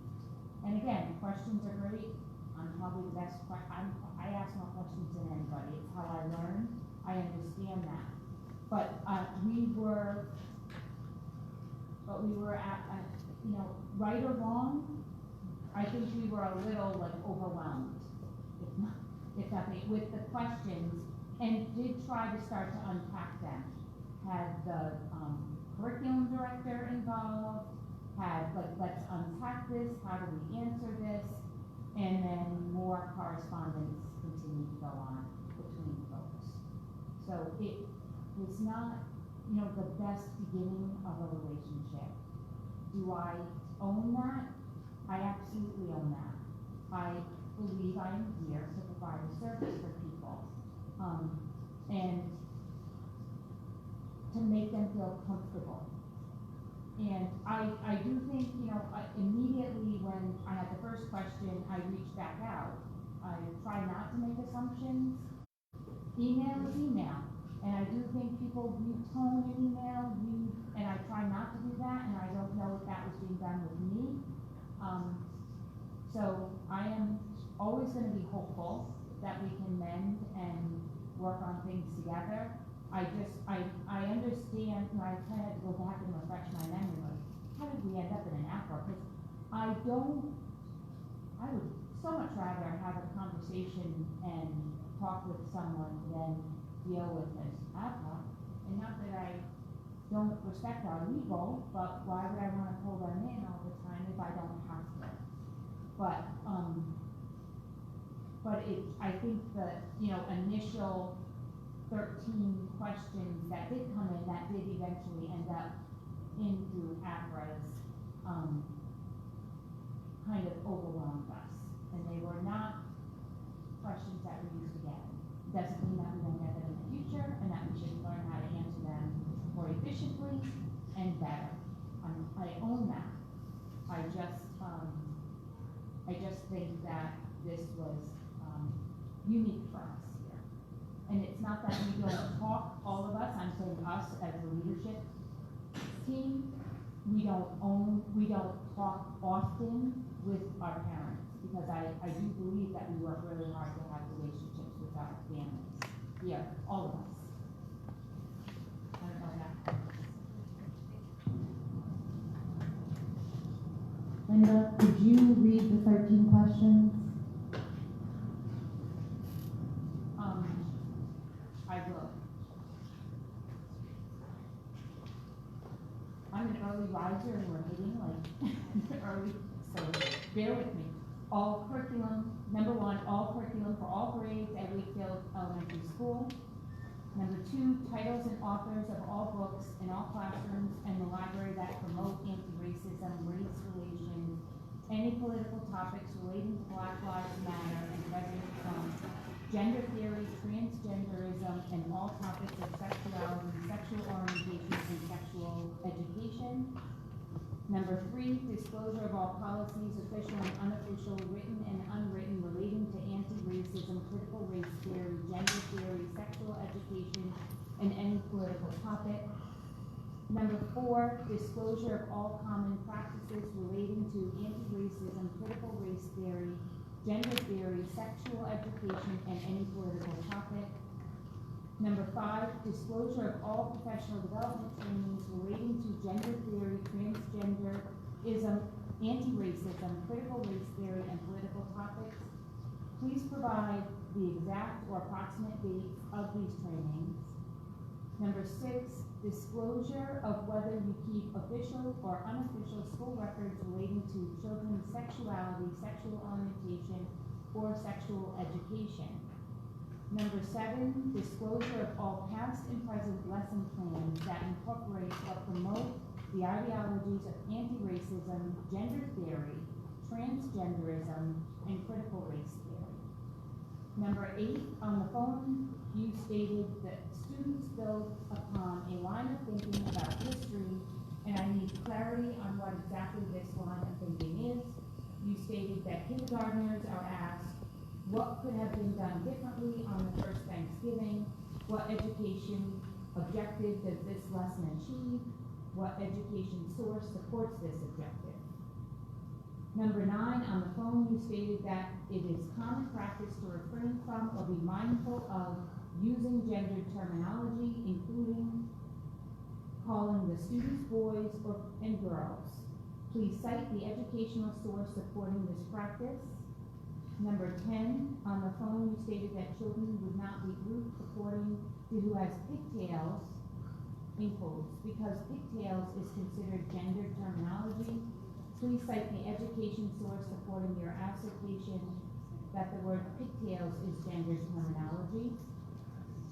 Number 11, disclosure of all special guests who have promoted or spoken about anti-racism, gender theory, anti-racism, race relations, race in general, or any political topic. This includes, but is not limited to, a drag queen reading to children, a transgender person reading a book to children about sexuality or gender, or simply speaking to students about those topics, a political activist meeting with teacher or administrative panel, and any politically affiliated guest hosted or invited by the school. Number 12, all education sources supporting lessons and curriculum related to anti-racism, gender theory, transgenderism, race relations, and sexual education. And number 13, please define the following terms which I presume are embedded into Wakefield Elementary School curriculum: equity, culturally responsive teaching, affinity groups, implicit bias, inclusion, oppressor, colonialism, and diversity. Specifically, is a balanced diversity of viewpoint implicit in all curriculums. And again, this was not a conversation I had, this was a conversation that principal had had, and then a correspondence as I was trying to help the principal with the next steps of responding. So there was a conversation on the phone. Did anybody ask for a meeting? Was a meeting offered? We were thinking, I know the principal was thinking the next step would be a tour. And so we would have a tour after I shared that all schools should be hosting a tour. I'm not sure of the exact details between that conversation with the principal, and I don't want to speak on their behalf. I know that she felt like there were misunderstandings in their conversation.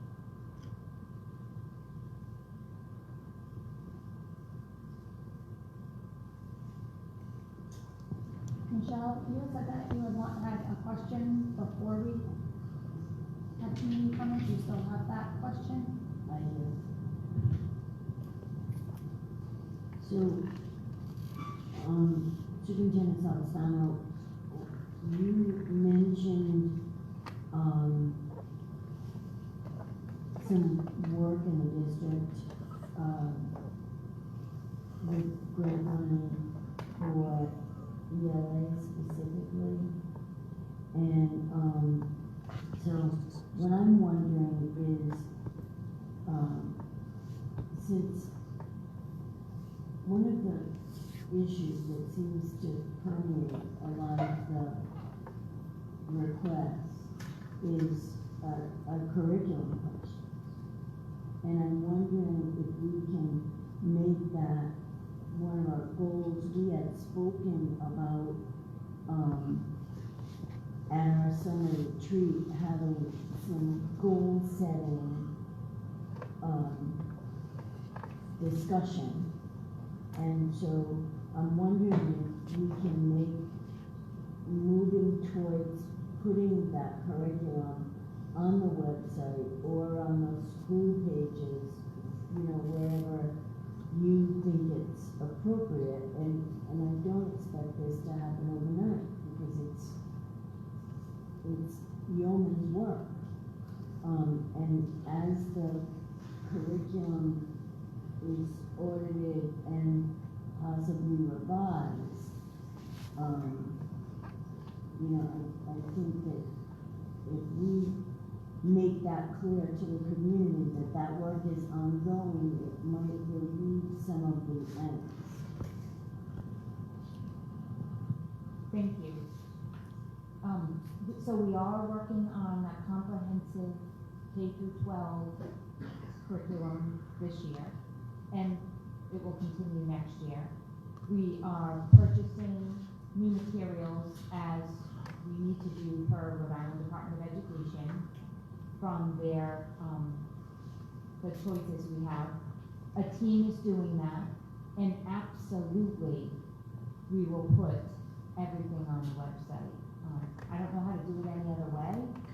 I could have 500 witnesses to that tomorrow if you want, with all the people I've worked with before, that would tell you, and I uploaded it, and if it changed, because it is fluid, and it does change. And so as things change, you upload it right away. So 3rd grade, trimester 1 changes, you upload the new changes, and that should also reflect core curriculum for all students, not necessarily, for one class in one school or one class in another school. We should know what all 3rd graders, for example, are learning across the district, and it should be absolutely public.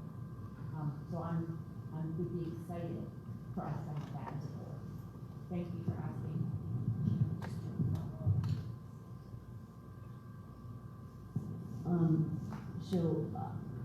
I think I know the answer to this question, but I'd like it to be for the benefit of the public. So you just mentioned about purchasing new curriculum, and that's for the ELA program, K-12, and that is the RIDE approved curriculum, because as I understand it, the Rhode Island Department of Education has approved certain curricula, and districts can then choose what out of that bucket, so to speak. And so what we've chosen has been approved by the Rhode Island Department of Education already. Yes, so we were awarded a grant, and that part of that grant is to go through the process of selection. And you work hand in hand with the Rhode Island Department of Education in that process, and report out to them throughout. It's a multi-year grant for us, and yes, we'll be presenting to you. There was a team, I was not on the team, that made that selection. So there's a team that represented the district, and they're the ones who worked hard, and they're the ones who should share with you that experience and why they selected what they selected, which was from the list of the Department of Education. Thank you. Thank you. Christy?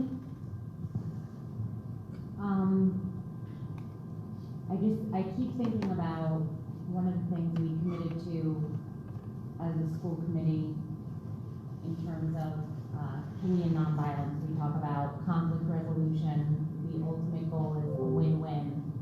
And I think why I'm struggling so much with this is I don't know that I see a win-win, although I'd like to think it was possible. But people brought up in their comments from the community, they talked about assumptions and direct actions, and possibly assumptions are being made about us, about why we're doing this.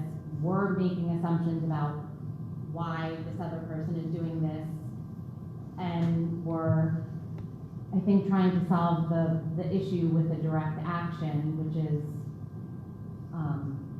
suing a parent, which doesn't feel right. Yet at the same time, if our district becomes overwhelmed and we can't continue doing work for our students, then is that what's best for our students, when that's, I guess, the ultimate goal would be that. But I still don't feel like I have enough information to make an accurate decision about this, because I'm having a really hard time understanding, like, my ultimate goal here would be a mediation with this. Is that possible? Is it possible to work through this some way so that there is potentially a win-win? I can't leave here tonight without asking that question and just taking a direct action and voting. It doesn't feel right to me. So,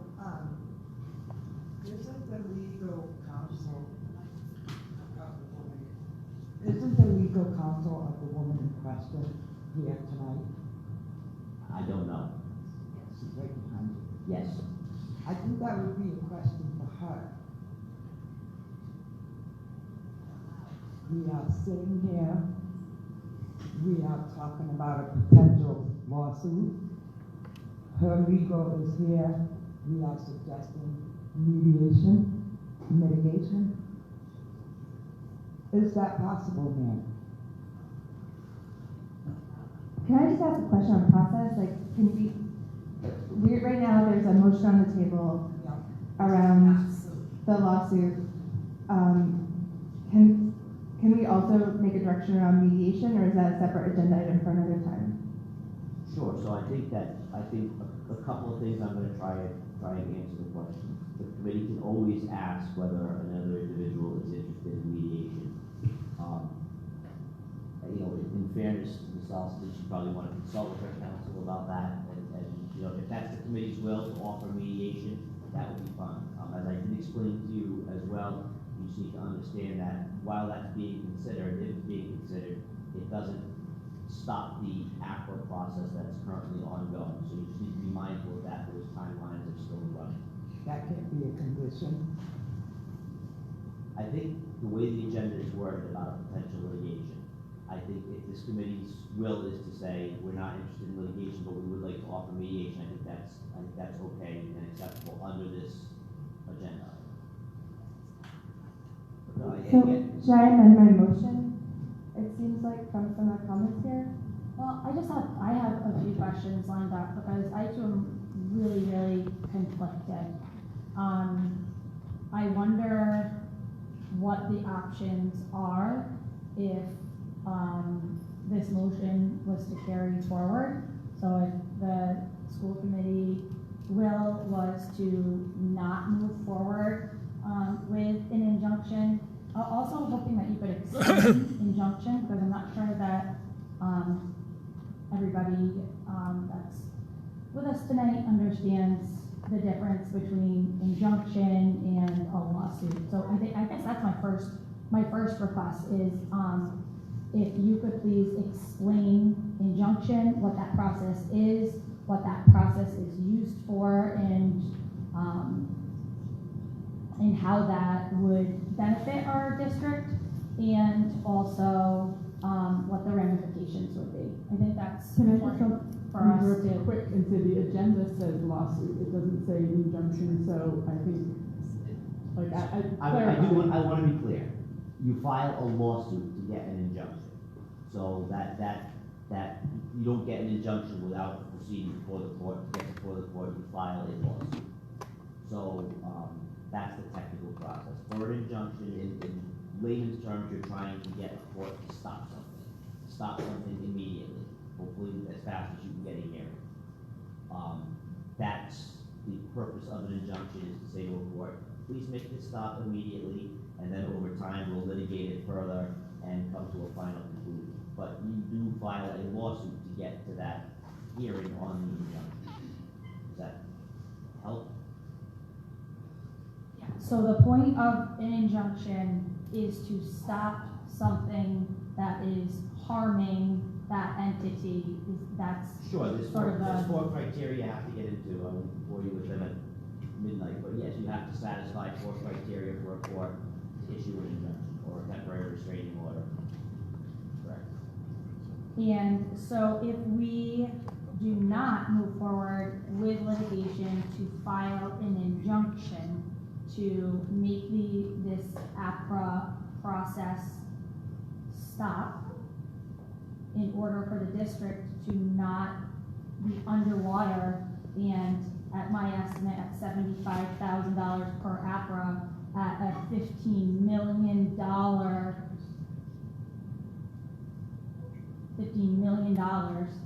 liability, $15 million liability, sorry. I'm wondering what our option is and where we stand, because I am looking at the individual that we're talking about, and when the question was asked, can we move forward with mediation, which I don't know if she's shaking her head no to that or no to something else, but she's shaking her head no. So we just met for many, many hours, and at the end of the day, we have this idea of wanting to have a mediation, which that would be really perfect. If we could come together come together and figure out how to move forward in a way together that would work for everyone, that would be great. But I'm very concerned that we're gonna leave here tonight and not be anywhere better off than we were this morning, and really just open, and we're really open to a lot of liability. That's a real concern. So I don't, what's our other option here? And I'm not saying I want to move forward with this. I want to make sure that we're informed about both options. So, if the question is, what options do you have to attempt to immediately stop the clock and from running on the currently filed APRAs and additional APRAs if they're so choosing, the only legal option you have would be to seek an injunction, to try and get a court to stop that. You could also, again, have a conversation with the person, and they could voluntarily agree to stop them. I mean, that's out of your control. It's an offer you can certainly make, but the only option you have to try and stop them is to attempt to get an injunction from a legal perspective. I have a question, a clarifying question about the number 75,000. You use that as an example in one instance for one and it was a very specific situation that is not necessarily related to anything that we're dealing with. So it is not $75,000 per each of our APRAs. So no, necessarily. Yes, I think I tried to clarify that when I answered it in that particular. I mean, that was a situation that involved, numerous law firms, all kinds of proceedings in Superior Court, and ended up with those kind of attorney's fees being asked for. That's not to say that there have probably been some that are more. I'm sure there have been some that are less. So that's just the one example for the school department that came to mind. To your point, that was regarding of not providing. Sarah, I had a clarifying question. I guess part of, and I understand the timeline, I really do, and I understand the pressure that this is putting on you all. I get it, but I guess I think it would be appropriate to offer mediation and come back to this discussion about, I guess I feel like we're skipping this step a little bit, right? To come right to this conversation about an injunction or lawsuit. It just feels like I'm thinking about what Christy said, and I think we really should try and see if we can resolve this in a reasonable way. And it's completely possible that that's not an option. Not under our control, but not an option. But I'd like us to try. And I'm not saying we never consider the injunction. Maybe we have no other options, but I think we have to try first to offer mediation. And certainly you can take discussion and a decision by the clock. It's also midnight, and right now it's really hard for me personally to think clearly about a very important decision like this. But what's coming to my mind right now, and something I would potentially like to talk about, and now we're past midnight, is, when we're talking about kids being the priority, and talking about as a committee, which again, at midnight is probably not the right time. If we're putting kids at the forefront and we decide to go ahead with these 250, what are we risking for them? I guess that's the biggest question. If we bring it back to center about the kids, what are we risking? And I want to talk about that as a committee to come to a decision. I don't know that that's a discussion we can have at midnight, which is why I feel like we need to talk about this more. Melissa? Thank you. As an approach for next process, I want to remind us that we have a motion on the table, and at some point we can, when we get to the point of being done with the conversation, I would like to take a vote on it. And again, weigh in and say that I do not believe this is the right course of action. But to think about where we are as a body and our community who sat here tonight, we are a body that has existed for 6 months in this form, under relatively new leadership in the district, and we need, as I said in our last meeting, talking about a different issue, sort of find a method to get our house in order so that we can address these vitally important issues. This tonight being on the floor, I don't think, and I don't think any of us feel in the community listening, that this is the process in the way that we would have liked to address a parent concern. It's where we are at the moment, and it is the processes and legal processes that we've been advised that we have in front of us. But we have a challenge and an opportunity on a night that is not at midnight to call a special meeting, to have additional public forums, to say that we clearly need to address these issues that we've heard from multiple people in our community. We need to address curriculum. We need to address parent access. I've been on the other side of the microphone, I know many of you have, and it is not a comfortable place to be. And so I think we can change that in our district and find a way for different parent engagement. We have a challenge in front of us. So in immediacy for what is on the table tonight, I would like to have us call that vote and then figure out additional ways to address this as we organize ourselves as a body, as we move to action on curriculum, and as we move to action on addressing these particular items that came up tonight.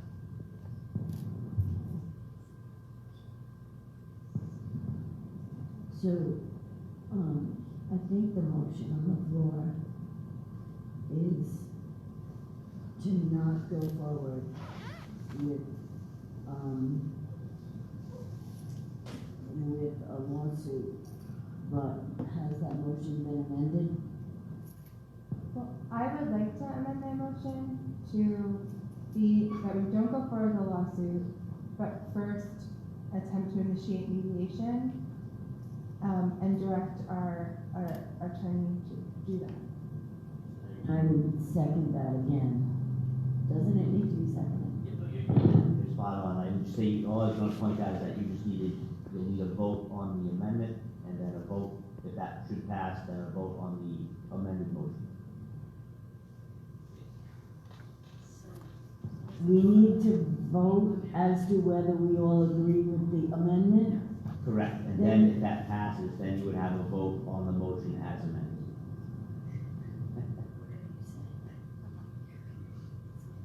Yeah, just respectfully and quickly, I think that's a little complicated, and I'm wondering if we can just vote on the original, and then if there was a second motion to talk about process, that we might be able to do that. So technically, there was a motion that was seconded, so yeah. So that amendment is what we're voting on first, Emily, right? Correct. Melissa? The amendment was to direct our attorney to attempt mediation. And that was added to not filing the lawsuit. Okay, so we're voting on the amendment right now. Christy, did you have a conversation or a discussion on that? I know it's late, please bear with me.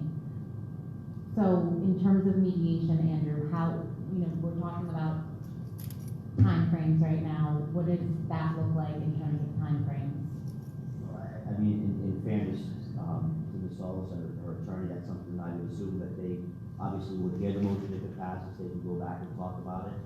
I could reach out, tomorrow and see if it's something they're interested in. It's hard to put a finite time on that. If that is something people are interested in, you have to talk about finding an actual mediator, what their availability is.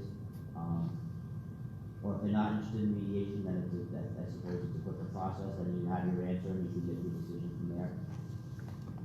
I'm sorry to be so vague, it's a tough one. My next question would be, and then I'm done. If they choose not to mediate, is filing the injunction off the table if we vote on that right now? No, you can always reconsider that down the road, or a different option, whatever the will, it would be foreclosed.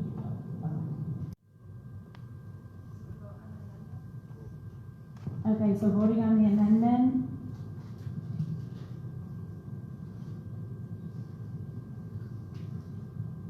Melissa? Aye. Sarah? Aye. Kate? Aye. Michelle? Aye. Christy? Aye. Paula? Aye. Emily? Aye. Vote on the motion as amended. Now we'll vote on the is there any further discussion on anything before we vote on the motion as amended? Melissa? Aye. Sarah? Aye. Kate? Aye. Michelle? Aye. Christy? Aye. Paula? Aye. And Emily? Aye.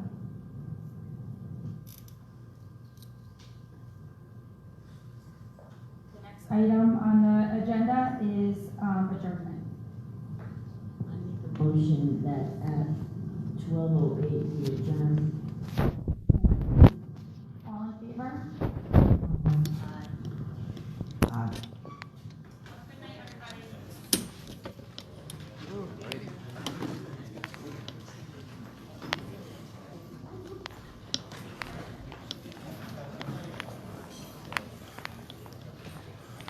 Hi, question, just a comment. My name is Pat Ford. I'm with Coalition Radio Network. No comment tonight, thank you. Well, I have to ask a question anyway. If you refuse a comment, that's a comment.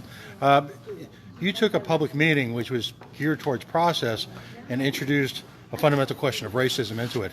Did you feel that's appropriate? And why did you allow people to repeatedly insult a member of your community? Do you have no comment? No comment. Okay. Understood. Failure to comment, inability to comment. Thank you.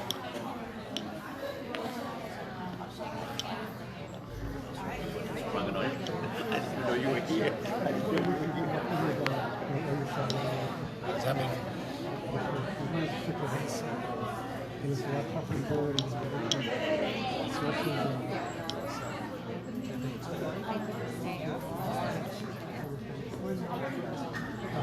So they had to. I don't know.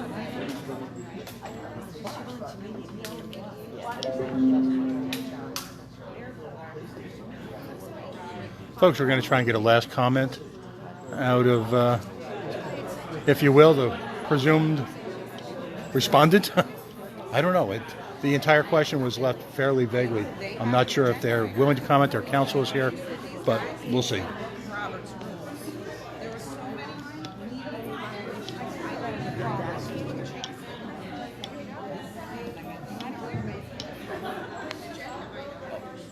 Can I ask a quick question?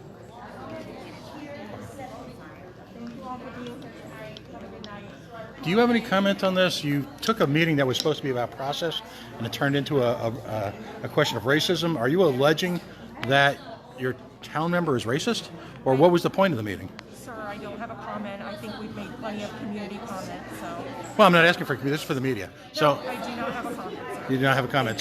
So it's okay in South Kingstown to have a public meeting and then ignore the agenda. Is that what you're saying? Thank you. I do have a comment. I think we've made plenty of comments this evening.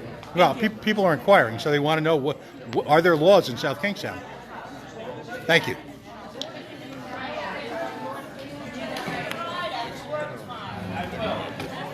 It's killing. Some of them we have to Could I jump in with a quick question?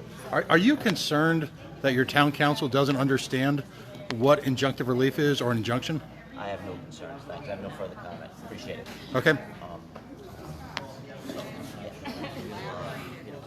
Well, folks, it's been a marathon session. A big thank you to the facilities folks here at SKHS, who are very, very kind. Thank you, guys. I appreciate it. No problem. A lot of people worked very hard to put this presentation on, including facilities. Would the school board be so forthcoming? We are the Coalition, loud and proud, as always, outrage, porn-free, civilly disobedient media, broadcasting live on the Worldwide Coalition Radio Network. Listen, tune into us tomorrow night. More great programming. We'll have a little fun with the golf guys, and then a certain candidate in the City of Pawtucket City Council will be joining us tomorrow night live. The golf guys are on at 7:30. Anna Suarez from Ward 5, City Council. She'll be joining us at 8:30. We're going to be all over this tonight. It's going to be a late night, folks. Thanks for listening. And listen, take a moment, if you don't mind, like us on our social media. That's all we ask. Talk to you soon. Good night.